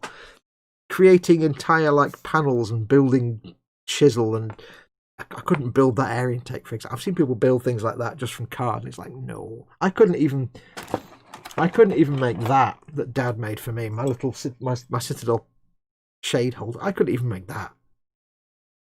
I still got that. I treasure that. So there you go. I watch a guy on YouTube who makes miniatures and he made his own vacuum former to use with plastic cards, says Weebadoodles. Hey Weebadoodles, didn't see you in chat. Hello my friend. Aaron Henley's in. Afternoon Fox. Welcome Aaron. Neither have I, Andy, but someone posted a pic from it and I was inspired. If you watch Adam Savage making something, what was he making? He was vacuum forming something in a video a few weeks ago, but he had to fix his own vacuum forming machine first, and he made that himself using a shop vac and a box and some bits. Finger for Wharton. Finger for Vartan. Essentially, he crashes into the sea in a big AT-AT crane. Oh, yes, that's a great scene. I won't give any spoilers. We just need Ahsoka, and I'll say that again. EC says we just need Ahsoka, I keep saying Ashoka, it's not, it's Ahsoka, and Sabine to show up in Mandalorian. Don't know about Sabine, but I know Ahsoka will. I think. Dad says, yes, Mando does indeed crash and get fished out. If anyone likes Clint Eastwood in the cowboy movies, watch Mandalorian. It's a modern day. The Mandalorian, even if you don't like your Star Wars really that much, it's kind of a spaghetti western. It's kind of like, it's kind of like the sort of the unnamed, well, if you remember Kung Fu, it's a bit like Kung Fu mixed with spaghetti westerns, and it's this lone character that goes from it. It's like that. It's that kind of thing. It's not silly action Star Wars, though it is a little bit, but you could almost watch it without having any knowledge of Star Wars and you'd still enjoy it, because it's proper spaghetti western style. Even down to the music, the theme tune. Calm down, Foxy. It's just an intake. Is that just an intake? Oh, it's just... Look at it. Just look at it with all the eyes on your face. Oh, moist. Where are we up to? I love the little light dots from your glasses. Oh, my little disco effect from these. Yes. All over the place. I keep trying to show it. If I try and show it deliberately, then I can just get in the way of the camera. Put them where the lenses are. They don't show up as much. If I open them up. Yes. If I hold it over there, though, the glasses get in the way. You can see in the reflection there, that's where the lights are. Up there. So it just kind of goes, it's weird. Weebadoodles, my internet is being a swine lately. My favourite from the episode was the FX crew flexing with their water effects. Oh yeah. Mandalorian is everything from the sequels should have been. Absolutely. Never seen a Star Wars film. There's, I've said it, but Mando is brilliant, says Dad. Dad, you've never seen Star Wars? Not even the originals. Right. Get online tonight. Get yourself like 6 different KFC meals with all the gravy in the world and just sit down and watch 4, 5 and 6. And just 4. Maybe just 4. The Mandalorian even has a cape. Yes. EC Idaho, you are brave to admit that you've never seen Star Wars. Who's more foolish, the fool or the fool who follows him? Yeah. Yeah. That just splashed back into my face, thank you. Yeah, there you go, Dad. Some evening this week, you need to get yourself settled down, get the world's biggest selection of KFC, because I know you like your KFC, and get some Star Wars going on. But 4, 5 and 6, New Hope, Empire Strikes Back. You can leave it after that. You don't have to go on after that. Return the Jedi. Finish the trilogy, I suppose. Got the box set from the grandson, but never watched them. Oh, there you go. 4, 5 and 6. Just watch 4, 5 and 6. Don't watch anything else. You don't need to watch anything else. 4, 5 and 6. The other stuff, prequels, burn them. The ones that came out in the last 5 or 6 years, they're all right. You don't need to watch them. They're all right, but you don't need to watch them. 4, 5 and 6, absolutely. I will. I promise, lol. I expect you to do a written report of your Star Wars viewing in the same way I'm expecting Colin over at Festy67's workshop to give me updates on him watching Deep Space Nine. So there you go. Right, let me just see if my buttons are working. Absolutely not. I don't think. That one is. Oh, hang on. Is my TED not working? Oh, my TED's broken. Hang on. Oh. Let me just fix my TED. Always with the wrong one. God damn it. Right, there we go. Slap it on. There you go. That's my quick button test. Right, so I think that's going to do us. I'm going to take off the visor of seeing. Give it to Guthorn because he likes wearing them. You can wear my glasses. Yes, I shall. We'll leave it there. I will be back, obviously, tomorrow for the eModels show, emodels.co.uk, and it's the Monday night show on their YouTube channel. So do go and make sure to watch that tomorrow night at 9 PM. Me, Ted, Colin, and Chris for the usual Monday nonsense. That was a rubbish burp. That was also a rubbish burp. That was also a rubbish burp. Hello. Don't get one for ages, then 3 turn up at once. It's because I mentioned KFC. My stomach gets excited. But yes, I'll be back tomorrow. Don't forget, of course, tonight, 8 o'clock on Chris's channel, Gross Models. It is his Warhammer Sunday. And he'll be revealing the winner of his poll into what his next build will be. I assume he'll even be starting it. He's finished his Ork War truck, battle wagon truck, Ork battle thing. And he's moving on to new one, which will either be some Orky weapon, it'll be an Ork mech gun. It's either going to be, what is it? Mech gun. There's some Ork boys. There is the Ridge Runner. There's the Night Haunt from Sigmar. So I don't know which yet. We don't know which. So make sure you 8 PM on Gross Models. Go and watch that. But until then, I shall wish you adieu to you and you and you. God, I'm really quoting Disney there. Ugh, Disney. Yes, I shall wish you adieu. I shall see you tomorrow. Like I was saying to Chris earlier on in the chat, me and Chris will try and sort out some Destiny streams. I don't know if when we'll do them for. Maybe a Tuesday we'll do. I don't know if it was this Tuesday, but we'll try and start doing some Destiny gaming streams because it's good fun for me and him to play together. We have a good laugh, and maybe you guys will enjoy watching it. I don't know, but we shall see. I can't spend every night doing streaming because I've got to do other work as well, you know. But we shall see. So I might be back on Tuesday with that, but if not, I'll be back throughout. Well, I won't be doing anything. I won't be having any videos come up during this week because, like I said at the start, I'll be filming the review thing for eModels this week. So I'll be posting up photographs and things on Twitter and Facebook, but I won't be posting up any new videos. And then hopefully next week, not this week, in a week's time, I'll be able to get back onto doing the Lehman Russ Tabletop Trauma Centre. So stay tuned. But until then, it is just up to me to have a quick last look at chat.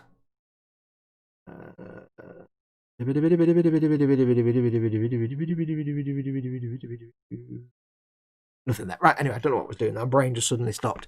I shall say thank you very much for watching. Take care of yourselves. Go make something awesome. So much fun.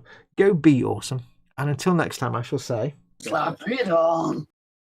And also, adios amoebas. Take care, guys.